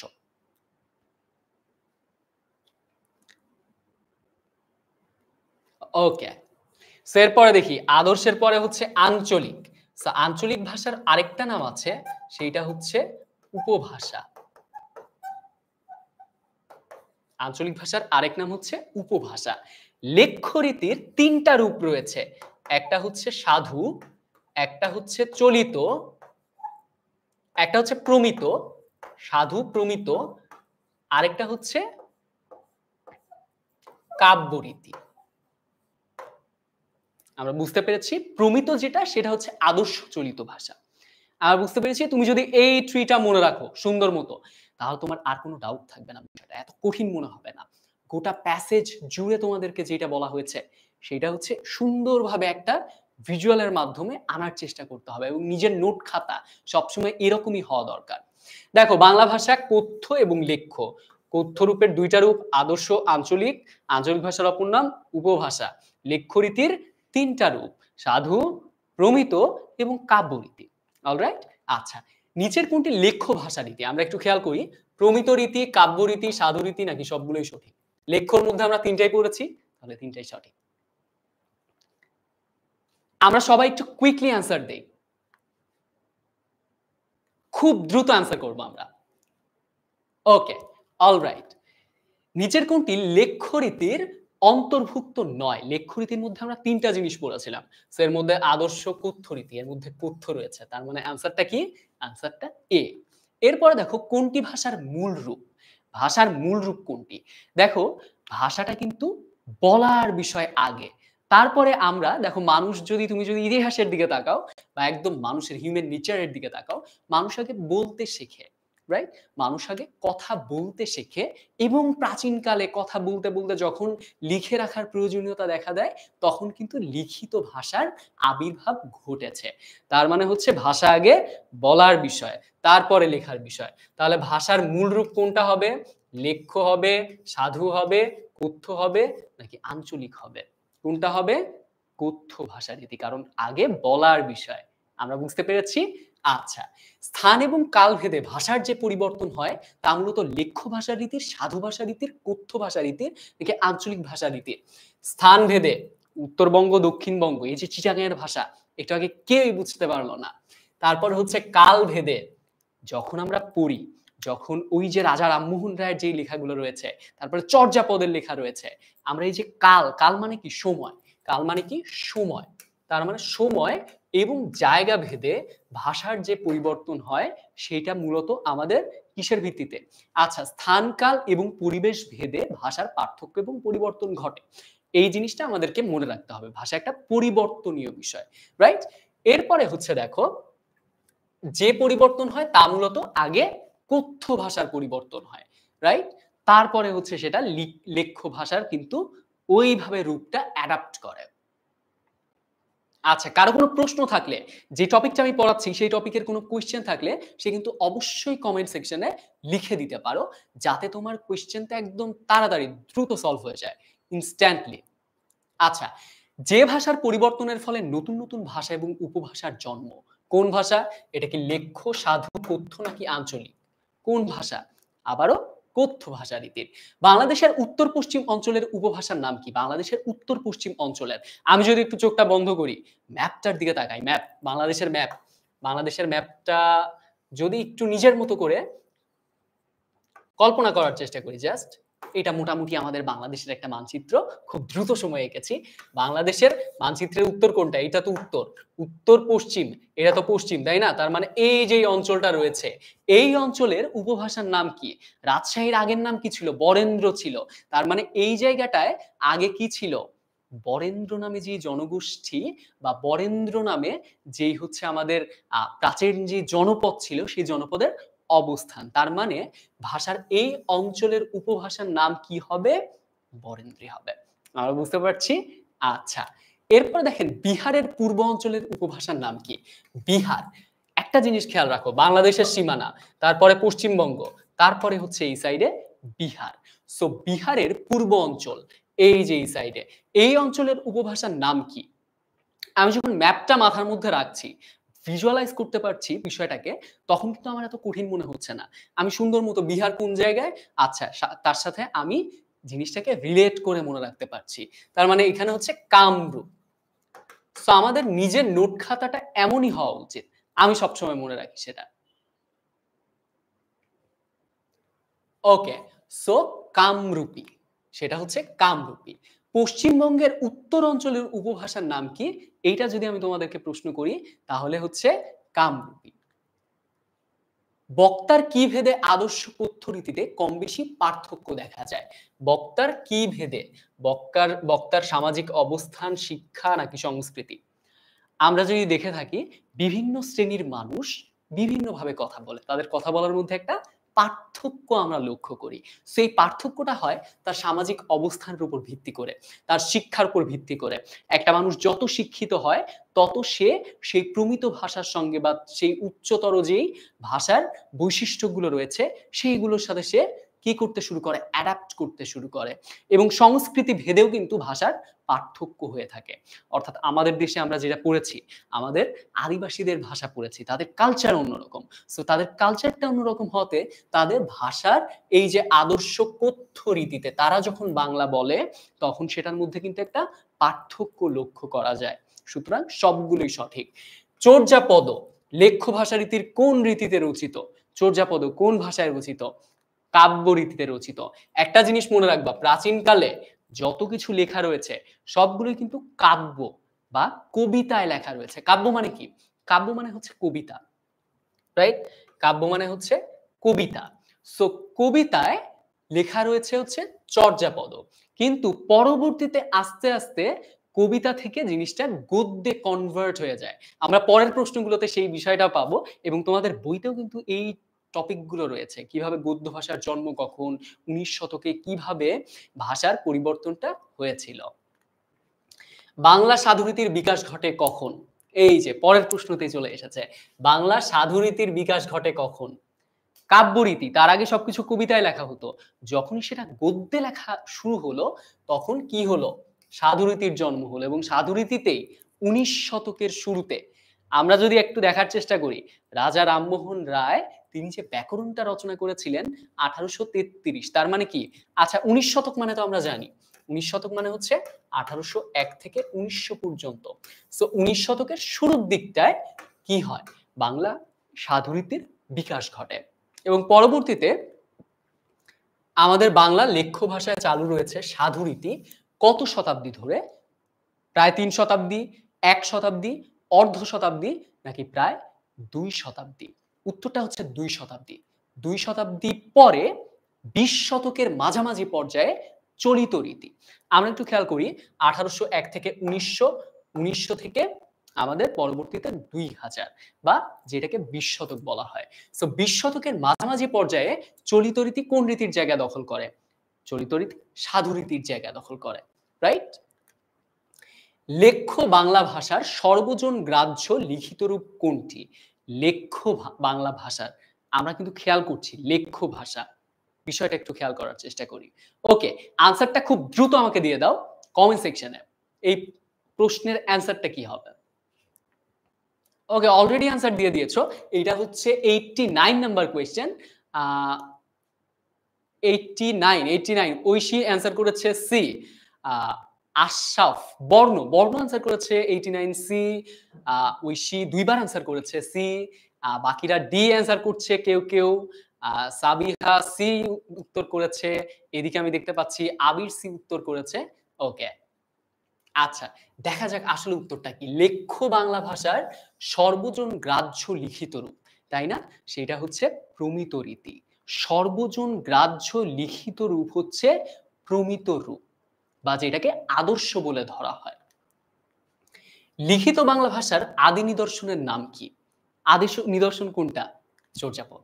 খুব ইজি। বাংলা ভাষার প্রথম যে গ্রন্থটা পাওয়া যায় সেটা হচ্ছে চর্যাপদ এবং সেটাই হচ্ছে আমাদের লিখিত ভাষার বা রিটেন একটা ডকুমেন্ট হিসেবে বাংলা ভাষায় সর্বপ্রথম যেটা পাওয়া গিয়েছে যে নিদর্শনটা সেটা হচ্ছে চর্যাপদ। সেটা হচ্ছে নেপালের রাজগ্রন্থাগার থেকে সংরক্ষিত হয়েছে। কোন যুগের ভাষার নিদর্শন বাংলা গদ্য? কোন যুগের? আধুনিক যুগ, অন্ধকার যুগ, মধ্যযুগ নাকি প্রাচীন যুগ? বাংলা ভাষার যে যুগ বিভাগটা রয়েছে সেই যুগ বিভাগে 650 থেকে পরবর্তীতে 1200 পর্যন্ত। 1200 পর্যন্ত কি ধরা হয়? 650 থেকে 1200 পর্যন্ত প্রাচীন যুগ, 1201 থেকে 1350 পর্যন্ত অন্ধকার যুগ গণ্য করা হয়। তার 1350 থেকে পরবর্তীতে 1800, অলরাইট, 1800 পর্যন্ত থেকে আমাদের কি ধরা হয়? মধ্যযুগ ধরা হয় এবং 1800 থেকে পরবর্তী সময়টা অর্থাৎ বর্তমান পর্যন্ত এটা আধুনিক যুগ বলে গণ্য করা হয়। সো এইটাই হচ্ছে বাংলা সাহিত্যের যে যুগ বিভাগ। সো আমরা যদি একটু খেয়াল করার চেষ্টা করি কোন যুগের ভাষার নিদর্শন হচ্ছে গদ্য, অবশ্যই আধুনিক যুগ। কারণ এটা আমি কি বললাম 19 শতকের শুরুর দিকে, মানে অবশ্যই 1800 সালের পরে এটা লেখা শুরু হয়েছিল। নিচের কোনটি সাধু ভাষা রীতির বৈশিষ্ট্য নয়? ক্রিয়াপদের দীর্ঘরূপ, সর্বনামে হ বর্ণযুক্ত। আমি যদি বলি তাহার, আমি যদি বলি যাহা, আমি যদি বলি কেহ, তিনটা জিনিস আমরা একটু খেয়াল করি। এই তিনটা জিনিসে তিনটা তো সর্বনাম, রাইট? সর্বনাম কি এটা তো আমরা বুঝছি। সর্বনাম হচ্ছে নামের পরিবর্তে যেটা ব্যবহার করা হয়। সো আমি বললাম রহিমের, তারপরে ব্যবহার করলাম কি তাহার, যাহা, কেহ, প্রত্যেকটায় হ ব্যবহার করেছি। এটা কি সাধু ভাষার? এটাকে যদি আমরা চলিত ভাষায় কনভার্ট করি তাহলে কি হয়? তাহার থেকে হয়ে যাবে তার, যাহা থেকে হয়ে যাবে যার, কেহ থেকে হয়ে যাবে কেউ। তাহলে হ এটা কোন রীতিতে থাকলো? এটা কি সাধু রীতিতে থাকলো না চলিত রীতিতে থাকলো? সাধু রীতিতে। প্রশ্নটা হচ্ছে নয় কোনটি? ক্রিয়াপদের দীর্ঘরূপিত ব্যবহৃত হয় সাধু ভাষায়, তৎসম শব্দবহুল। সাধু ভাষা তৎসম শব্দবহুল, তাহলে চলিত ভাষা কি? চলিত ভাষা তদ্ভব শব্দবহুল। ক্রিয়াপদের সংক্ষিপ্ত রূপ, যেমন একটা জিনিস বলে রাখি, ক্রিয়াপদের সংক্ষিপ্ত রূপ আমি যদি বলি আমি করিব, আমি যদি বলি আমি পড়িব বা আমি পড়িয়াছি, এইটা হচ্ছে সাধু রীতির রূপ। এইটাকে যদি আমি চলিততে কনভার্ট করি তাহলে হয় করব, আমি পড়েছি।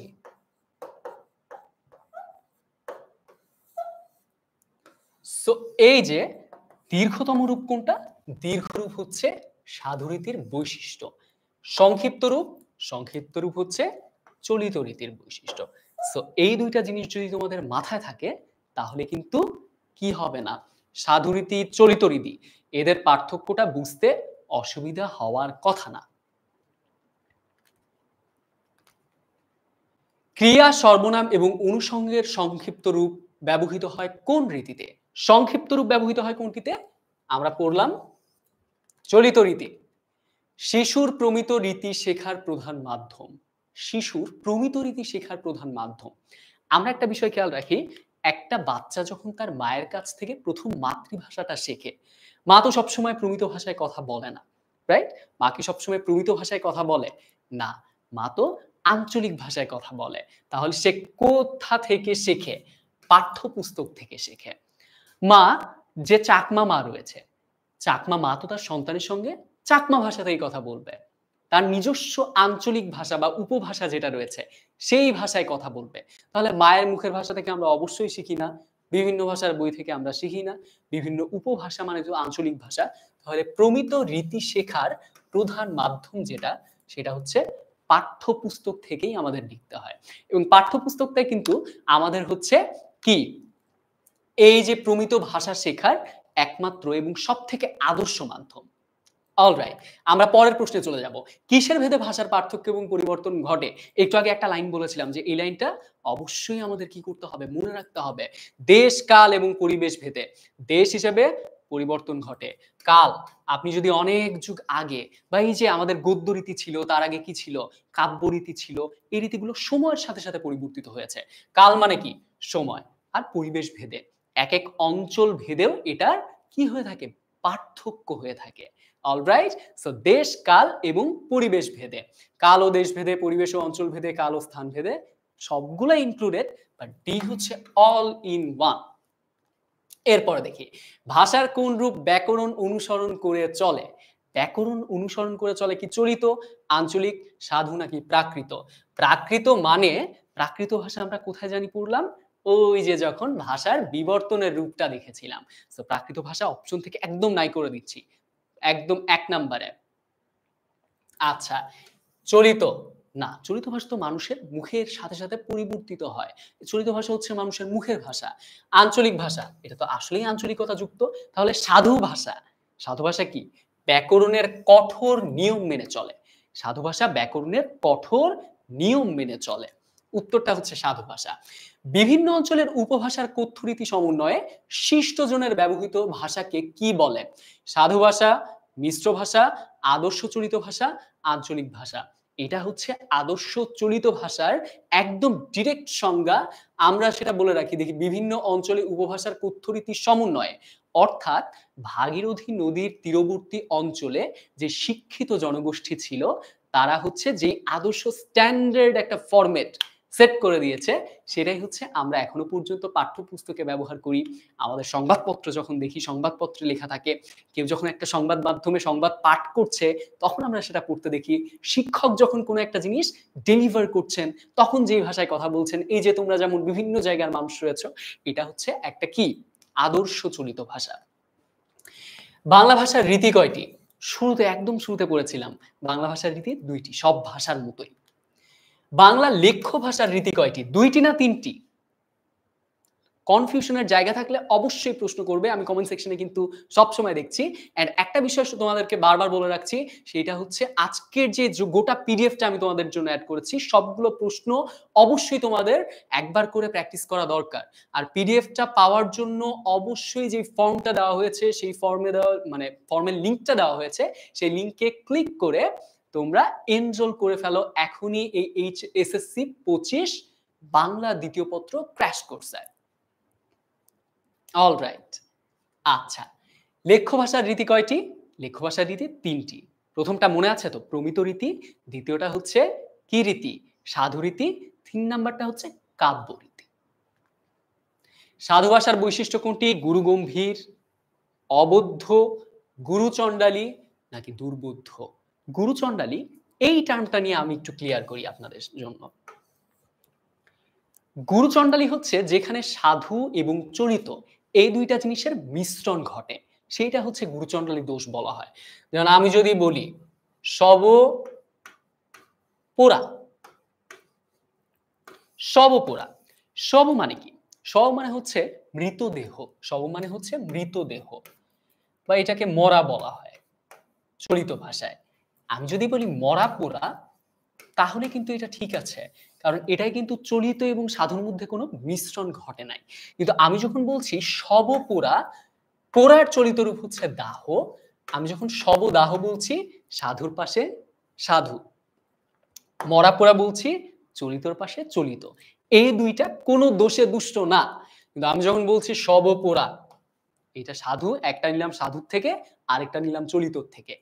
এইরকম সাধু এবং চলিতের পরস্পরের যে মিশ্রণ ঘটে, যে একই সাথে যদি সাধু এবং চলিতের মিশ্রণ ঘটে এবং এটা হচ্ছে একটা দোষে দুষ্ট, সেই দোষটার নাম হচ্ছে গুরুচণ্ডালী দোষ। আচ্ছা, সাধু ভাষার বৈশিষ্ট্য কোনটি? আমাদের প্রশ্ন ছিল গুরুগম্ভীর, অবদ্ধ। ২ টা জিনিস মনে রাখবে। একটা হচ্ছে অবদ্ধ, আরেকটা জিনিস হচ্ছে দুর্বোধ্য। অবদ্ধ, আরেকটা জিনিস হচ্ছে দুর্বোধ্য। মানে হচ্ছে না। তার মানে অবদ্ধ মানে বোধ, বোধ মানে কি? বোধ করা বা জিনিসটাকে বোঝা। সো অবদ্ধ মানে হচ্ছে একদম বোঝা যাবে না যেটা। আর দুর্বোধ্য মানে দুর্জয় মানে কি? যা কষ্ট করে জয় করা যায়। সো দুর্বোধ্য মানে হচ্ছে একটু কষ্ট করে যেটা বোধ করা যায় বা বোঝা যায়। সো একটু কষ্ট করে বোঝা যায়। সাধু ভাষায় একটু কষ্ট করে হলেও বোঝা যায়।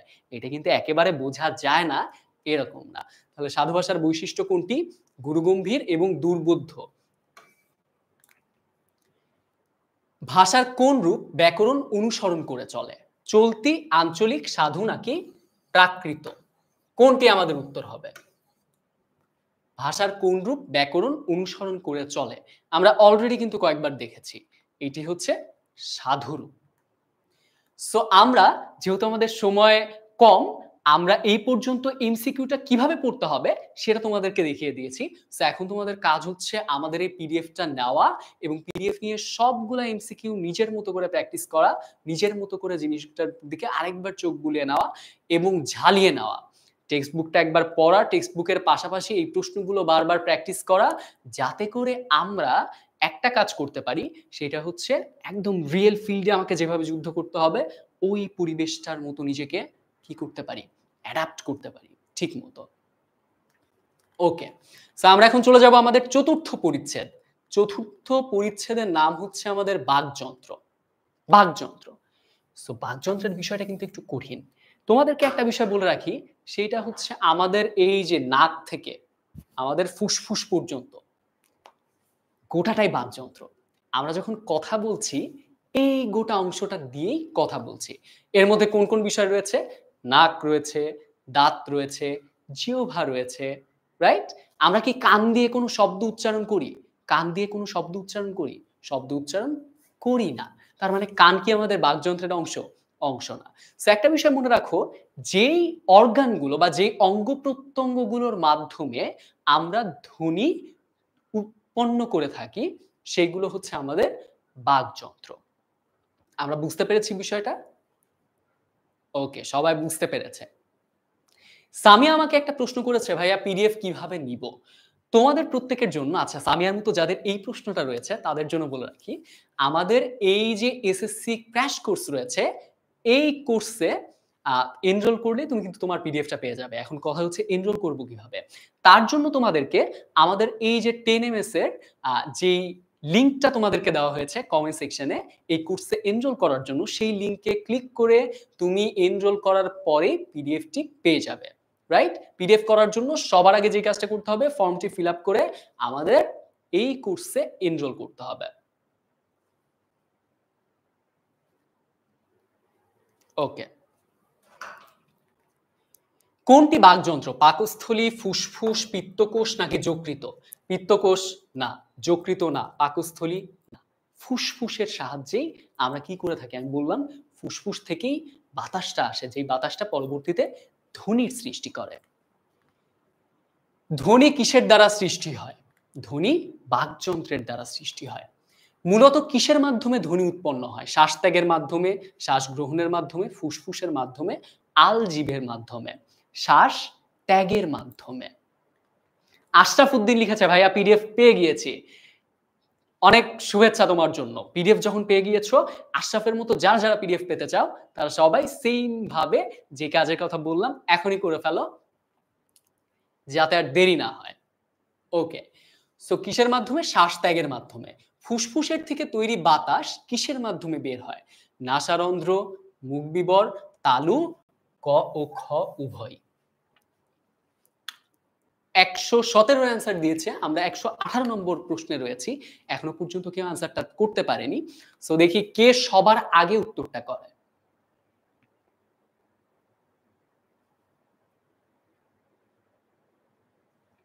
শেহজাদি আমাকে একটা প্রশ্ন করেছে, "ভাইয়া বাংলার কি কোনো কোর্স রয়েছে?" ইয়েস, আমরা কিন্তু এখন বাংলার যে কোর্সটা রয়েছে, সেই কোর্সটারই ১ম ক্লাস করছি। এই ক্লাসের মতো আরো ১০ টা ক্লাসের মধ্য দিয়ে আমরা কিভাবে তোমার এমসিকিউ এর যেই ৩০ নম্বর রয়েছে, সেই ৩০ নম্বর নিশ্চিত করতে হবে, সেইটা ইনশিওর করব। সো ইনশিওর করতে হলে এই যে পিডিএফ ক্লাস লাইট পেতে এই ফর্মটি এখনই পূরণ করে ফেলো। লেখা যেই লিঙ্কটি দেওয়া রয়েছে সেই লিঙ্কে ক্লিক করে তোমার যেই পার্টিকুলারস গুলো সেখানে রয়েছে সেটা ফিল আপ করে ফেলো এন্ড দেন তুমি তোমার পিডিএফটি পেয়ে যাবে। ওকে, আমি দেখতে পাচ্ছি আবির উত্তর দিয়েছে এ, গোলাম উত্তর দিয়েছে এ, ফাহমিদা উত্তর দিয়েছে ডি, কিন্তু কয় নাম্বারের ডি? আমি এদিকে দেখতে পাচ্ছি শাহিদা উত্তর দিয়েছে ১১৮ র ঘ। আচ্ছা ১১৮ নাম্বার রয়েছে, আমরা ১১৮ র ঘ। ১১৮ র এ উত্তর দিয়েছে হালিমা, ঐশী দিয়েছে ডি। আচ্ছা আমরা একটু খেয়াল করে দেখি। ফুসফুসের থেকে তৈরি বাতাস কিসের মাধ্যমে বের হয়? আ তালু বলতে আমরা বুঝি তো আসলে আমাদের জিহ্বার উপরে, এই যে উপরের অংশটা যেটা রয়েছে, আমরা যদি হা করি আমাদের উপরে, তালব্য বর্ণ কোনগুলো? চ। চ বলতে জিহ্বা যেই জায়গাটায় বাড়ি খায় সেটাই হচ্ছে আমাদের তালু। অলরাইট? আমাদের অগ্রতালু সেটা। অগ্রতালুর মধ্যেও আবার শ্রেণীবিভাগ রয়েছে। যাই হোক, আমরা তালুর মাধ্যমে তাহলে কি করি না? ওই দিক দিয়ে তো বাতাসটা বের হয়ে আসে না। বাতাসটা বের হয় মুখবিবর দিয়ে এবং নাসারন্ধ্র দিয়ে। অর্থাৎ আমরা নাক দিয়ে অনেক সময় গুনগুন করে গান তো গাই, রাইট? তার মানে কি করতে পারি? আমরা নাসারন্ধ্র থেকেও আমাদের কি হয়? বাতাস, ফুসফুস থেকে বাতাস বের হয়। ষড়যন্ত্রের অবস্থান। ষড়যন্ত্রের অবস্থান শ্বাসনালীর নিচের অংশ, শ্বাসনালীর উপরের অংশ, শ্বাসনালীর মধ্যাংশে নাকি শ্বাসনালীতে? ষড়যন্ত্রের অবস্থান আমাদের যে শ্বাসনালী, শ্বাসনালীর এই যে আমাদের ষড়যন্ত্র। ষড়যন্ত্র বললে ষড়যন্ত্রের কিন্তু আরেকটা বানান রয়েছে, এই যে এই ষড়যন্ত্র। নাকি? সেই ষড়যন্ত্র কিন্তু না। এই স্বর হচ্ছে ধ্বনি। ষড়যন্ত্র। অলরাইট? ষড়যন্ত্র। স্বর মানে হচ্ছে ধ্বনি। এই যে এই স্বর। এই স্বর মানে হচ্ছে ধ্বনি। সো ষড়যন্ত্রের অবস্থান শ্বাসনালীর উপরের অংশে। মুখ গহ্বরের কোন অংশে জীবের অবস্থান? মুখ গহ্বরের কোন অংশে জিভের অবস্থান? উপরের, মাঝখানের, নিচের নাকি সামনে? আমরা যদি একটু খেয়াল করি, নিচের অংশে। মুখ গহ্বরের উপরে নাকি নিচে? উপরে তালু এবং নিচে কি? উপরে কি? উপরের অংশে তালু এবং নিচের অংশ কি? জিহ্বা। আমরা যে জিভ বলে থাকি সেটা হচ্ছে জিহ্বা। দুইটাই সিমিলার ওয়ার্ড বা সমার্থক শব্দ। তবে একটা বিষয়, জিহ্বা যেটা রয়েছে এটার উচ্চারণ কিন্তু জিহ্বা। রাইট? বাকযন্ত্রের মধ্যে সবচেয়ে সবথেকে সচল এবং সক্রিয় প্রত্যঙ্গ কোনটি? দাঁত, মুখ গহ্বর, জিভ নাকি শ্বাসনালী? বাকযন্ত্রের মধ্যে সবথেকে সচল এবং সক্রিয় প্রত্যঙ্গ কোনটি? ওকে, আমি আনসারটা দেখছি। আমাদের এটা হচ্ছে ১২১ নাম্বার। ১২১ নাম্বার দেখি কে সবার আগে উত্তর দেয়। ওকে। আমি দেখতে পাচ্ছি আ অনেকে বি অ্যান্সার করছে। ফেসবুকে দেখছি আমাদের সঙ্গে অনেকেই যুক্ত হয়েছে এবং তারা বি, সি অ্যান্সার করে যাচ্ছে। কিন্তু সেটা কোন নাম্বারের আমি কিন্তু এটা বুঝতে পারছি না। তোমাদেরকে শুরুতেই কিন্তু বলেছিলাম যে কোন নাম্বার, কয় নাম্বার সেইটা যদি তুমি একবার লিখো এবং তার পাশে তার অ্যান্সারটা দাও যে ১২১, ১২১ এর আমার অ্যান্সার মনে হচ্ছে এ, বি, সি এইটা। সো আমি সেইটা এখানে দিয়ে দিলাম। অলরাইট? সো এইভাবে যদি দাও তাহলে কোন নাম্বারের উত্তর এটাও আমি বুঝতে পারব।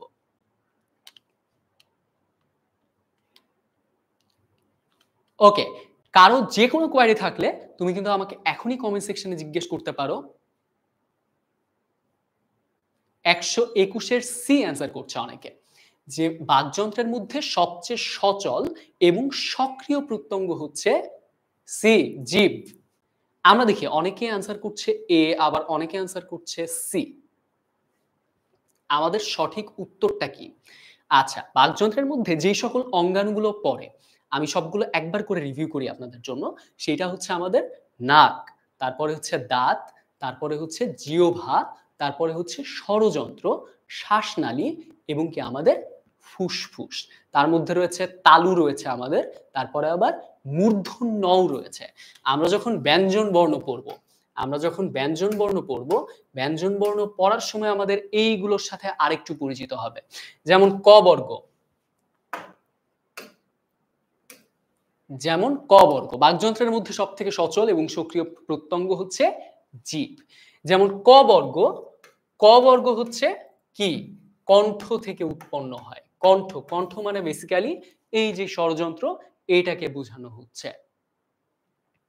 এরপরে হচ্ছে আমাদের চ বর্গ যেটা রয়েছে সেটা হচ্ছে তালব্য বর্ণ। এরপরে হচ্ছে ট বর্গ যেটা রয়েছে সেটা হচ্ছে মূর্ধন্য বর্গ এবং ত বর্গ, সবার শেষে হচ্ছে প বর্গ। সো ত দিয়ে হচ্ছে দন্ত বর্গ এবং প দিয়ে হচ্ছে ওষ্ঠ বর্গ। সো এই প্রত্যেকটাই কিন্তু আমাদের বাকযন্ত্র, রাইট? এক একটা প্রত্যঙ্গ এক একটা বর্ণকে উচ্চারণে সবথেকে বেশি প্রভাব রাখছে। যেমন কণ্ঠ, তালব্য, মূর্ধন্য, দন্ত, ওষ্ঠ। ওষ্ঠ মানে হচ্ছে ঠোঁট। অলরাইট? ওকে।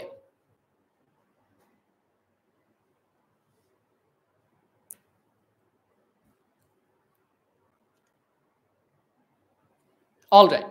অনেকের উত্তর আমি পেয়ে গিয়েছি এবং কমেন্ট সেকশনে কারো যদি যেকোনো প্রবলেম থেকে থাকে, আমাদের কোর্স রিলেটেড অথবা আমাদের আ বাংলা এসএসসির এক্সাম নিয়েও যদি কারো কোনো কোয়েরি থেকে থাকে, সেটাও তোমরা এখানে জানিয়ে দিতে পারো। এখনই কমেন্ট সেকশনে, যাতে করে আমাদের ইনস্ট্যান্টলি প্রবলেমটা সলভ হয়ে যায়। আমাদের যাতে এটার জন্য ওয়েট করতে না হয়। অলরাইট? আচ্ছা। আমরা পরের প্রশ্নে চলে যাব। মুখ গহ্বরের কোন অংশে তালুর অবস্থান? আমি অলরেডি এটা কিন্তু তোমাদেরকে বলেছি। তালব্য বর্ণ কোনগুলি? তালু, অগ্রতালু থেকে উৎপন্ন যে বর্ণগুলো রয়েছে সেগুলো হচ্ছে তালব্য বর্ণ। এখন তালব্য বর্ণ কোনগুলো আমি তোমাদেরকে বলেছি যে চ, ছ, জ, ঝ, ঞ। এই প্রত্যেকটা বর্ণ বা এই প্রত্যেকটা ধ্বনি উচ্চারণ করতে আমাদের জিহ্বা যেই জায়গাটায় টাচ করছে সেটাই হচ্ছে আমাদের তালু। অলরাইট? আশরাফ উদ্দিন প্রশ্ন করেছে, ভাই আজকে আর কয়টা পরিচ্ছেদ রয়েছে? আজকে আমাদের এটাই লাস্ট পরিচ্ছেদ, এটাই হচ্ছে শেষ পরিচ্ছেদ।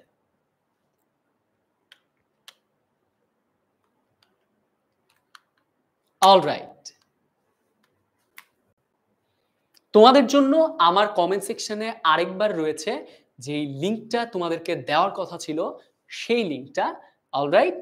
যেই লিংকটাতে তোমরা এনরোল করার পরে তোমরা পেয়ে যাবে আমাদের এই কোর্সটাতে যা ম্যাটেরিয়াল রয়েছে সমস্ত ম্যাটেরিয়াল একদম নিজের হাতের মুঠোয়। আচ্ছা, আমরা একটু আনসার করি, দেখি কে কি আনসার করছে। আমি দেখতে পাচ্ছি ১২২, এটা ১২২ নাম্বারের সি অ্যান্সার করেছে কাজী নাবিলা নওশিন। গোলাম মুর্শেদ আবির, সে একদম শুরু থেকে আমাদের ক্লাসে ছিল, সে সি অ্যান্সার করেছে। কাকুলি আশরাফ, সে হচ্ছে সি অ্যান্সার করেছে। ইউটিউবে অনেকে আমাদের সঙ্গে যুক্ত হয়েছে, তারা লিখেছে ১২২ এর সি। সাবিহা, সে সি উত্তর করেছে। হালিমা সি উত্তর করেছে। জাকির হোসেন উত্তর করেছে ১২২ সি। জয়াদে উত্তর করেছে ১২২ এর সি। কৌশিক আহমেদ আমাদের রিপ্লাই করে দিয়েছে, ভাইয়া পিডিএফ পাইছি। এক্স্যাক্টলি। তোমরা যদি কোর্সে এনরোল করে ফেলো, শুধু আজকের পিডিএফ না, আমরা তোমাদের জন্য আরো ১০টা ফ্রি লাইভ ক্লাসের আয়োজন করেছি। যেই ১০টা লাইভ ক্লাসে আমরা তোমাদেরকে এই আজকে যেরকম বিষয়গুলো পড়াচ্ছি সেইভাবে একইভাবে তোমাদেরকে কি করব? গাইড করব প্রত্যেকটা বিষয় নিয়ে। বাংলা শব্দটা, বাংলা টপিকটার কথা শুনলেই মানে সাবজেক্টটার কথা শুনলেই আমাদের প্রত্যেকের মধ্যে একটা ভয়ের অনুভূতি হয় সবার মধ্যে। যে বাংলা বিষয়টাকে আমরা সবসময় কিভাবে দেখি? এটা হচ্ছে একটা টেক্সট বুক। যে টেক্সট বুকে আমাদের হচ্ছে অনুচ্ছেদের পর অনুচ্ছেদ রয়েছে। যে অনুচ্ছেদগুলো আমাদেরকে পড়তে হয়। অনেক শত, শত ইনফরমেশন। যার কারণে এই ইনফরমেশন গুলো আমরা একসাথে মনে রাখতে পারি না।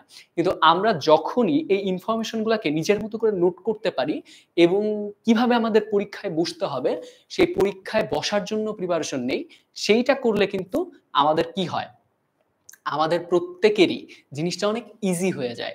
যেরকম আজকে আমি একদম শুরু থেকে গোটা ক্লাসটা যদি আমি তোমাদের জন্য একটু রিভিউ করি, তাহলে দেখা যাবে একদম শুরু থেকে আমি তোমাদের যে চার্ট গুলো দেখিয়েছি, টেকনিক গুলো দেখিয়েছি, তারপরে মনে করো যে হচ্ছে একটার সাথে আরেকটা ম্যাপ আঁকিয়ে দেখিয়েছি যে এইটা এইভাবে মনে রাখতে হবে, কোনটা কামরূপী, কোনটা হচ্ছে পূর্বী।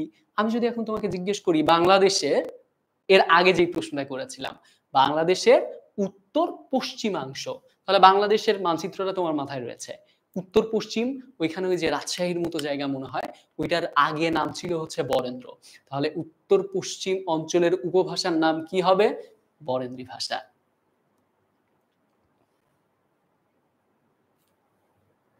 অলরাইট, চলো আবার আমরা কুইজ, একদম লাইভ কুইজে চলে যাই। মুখ গহ্বরের কোন অংশে তালুর অবস্থান? সামনে, পিছনে, উপরে নাকি নিচে? উত্তরটা হচ্ছে উপরে। নাসিক্য ধ্বনি তৈরি হয় কিভাবে? আলজিভ নিচে নেমে এলে, জিভ তালুতে স্পর্শ করলে, ঠোঁটের ফাঁকা কম বেশি হলে, জিভ মূর্ধায় স্পর্শ করলে। নাসিক্য ধ্বনি তৈরি হয়, আমরা একটু খেয়াল করি, আলজিভ নিচে নেমে এলে, জিভ তালুতে স্পর্শ করলে, ঠোঁটের ফাঁকা কম বেশি হলে নাকি জিভ মূর্ধায় স্পর্শ করলে। আমরা একটু খেয়াল করে দেখি, জিভ যদি তালুতে স্পর্শ করে তাহলে কোন ধ্বনি উৎপন্ন হয়? তালব্য ধ্বনি উৎপন্ন হয়। মিনারা লিখেছে ভাইয়া আমিও পিডিএফ পেয়েছি।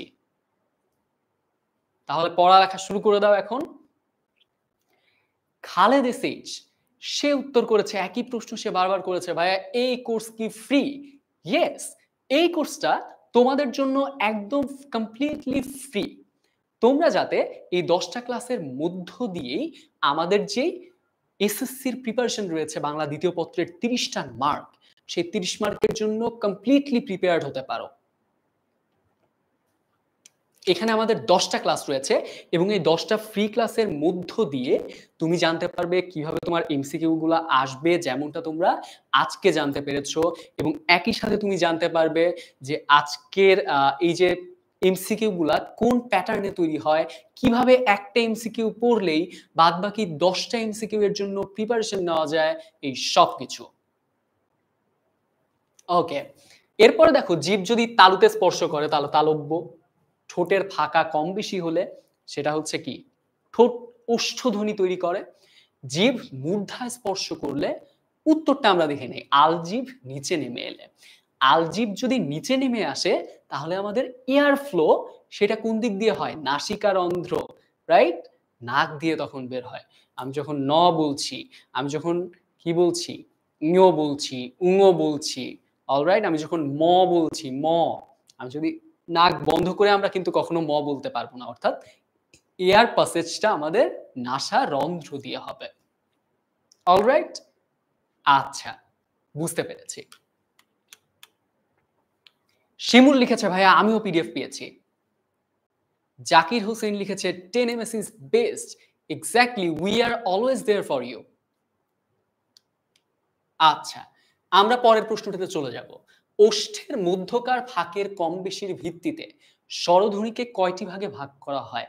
আমরা কি মনে করতে পারছি? সংবৃত, বিবৃত, বুঝতে পারছি আমাদের টার্মগুলো একটু মাথায় আসছে, তাই না? তাহলে আমাদের উত্তরটা কি হবে? আমরা যদি একটু মনে করার চেষ্টা করি। আমরা একটু খেয়াল করি যে এইখানে ওষ্ঠের মধ্যকার ফাঁকের কম বেশির ভিত্তিতে স্বরধ্বনিকে কয়টি ভাগে ভাগ করা হয়? অপশন এ রয়েছে 2টি, অপশন বি রয়েছে 3টি, অপশন সি রয়েছে 4টি, অপশন ডি রয়েছে 5টি।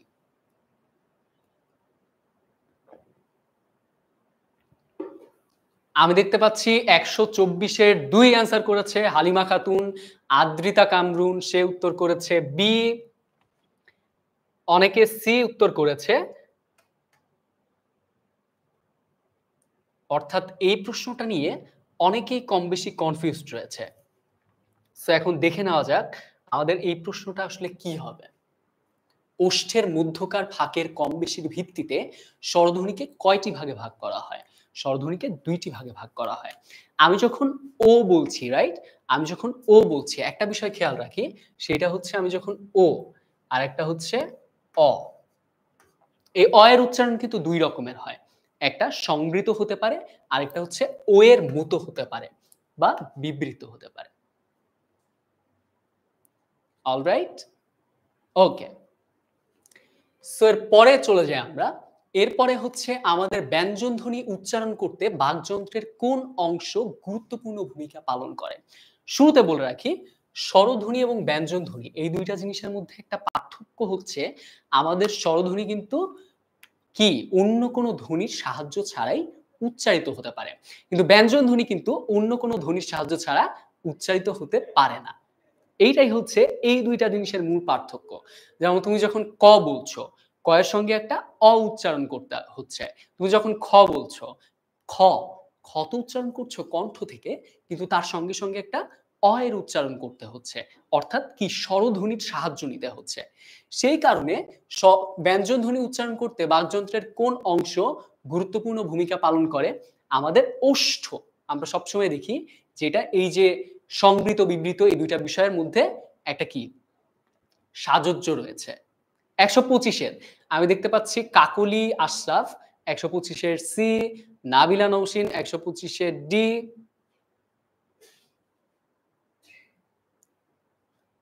অলরাইট আমেনা ১২৫ এর সি অ্যান্সার করেছে। আচ্ছা আমরা উত্তরটা দেখে নেই। উত্তরটা হচ্ছে ব্যঞ্জনধ্বনি উচ্চারণ করতে বাকযন্ত্রের কোন অংশ গুরুত্বপূর্ণ ভূমিকা পালন করে? ওষ্ঠ। মুখ গহ্বরের পাশাপাশি কি দিয়ে বাতাস বের হয়েও ধ্বনি উৎপন্ন হয়?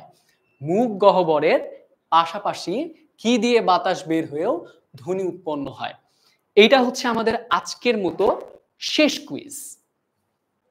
এটা হচ্ছে আমাদের আজকের শেষ কুইজ এবং এই কুইজটার পরেই আমাদের আজকের গোটা জিনিসটা আমি আবারও সাম আপ করব তোমাদের জন্য। আজকে গোটা ৪ টা চ্যাপ্টারের বেসিক কনসেপ্ট কি ছিল, তার আগে এই প্রশ্নটার একদম সঠিক অ্যান্সার দিতে হবে আমাদেরকে। ওকে, আমি তোমাদেরকে একটু সময় দিচ্ছি। দেখি কে সঠিক উত্তরটা দিতে পারে।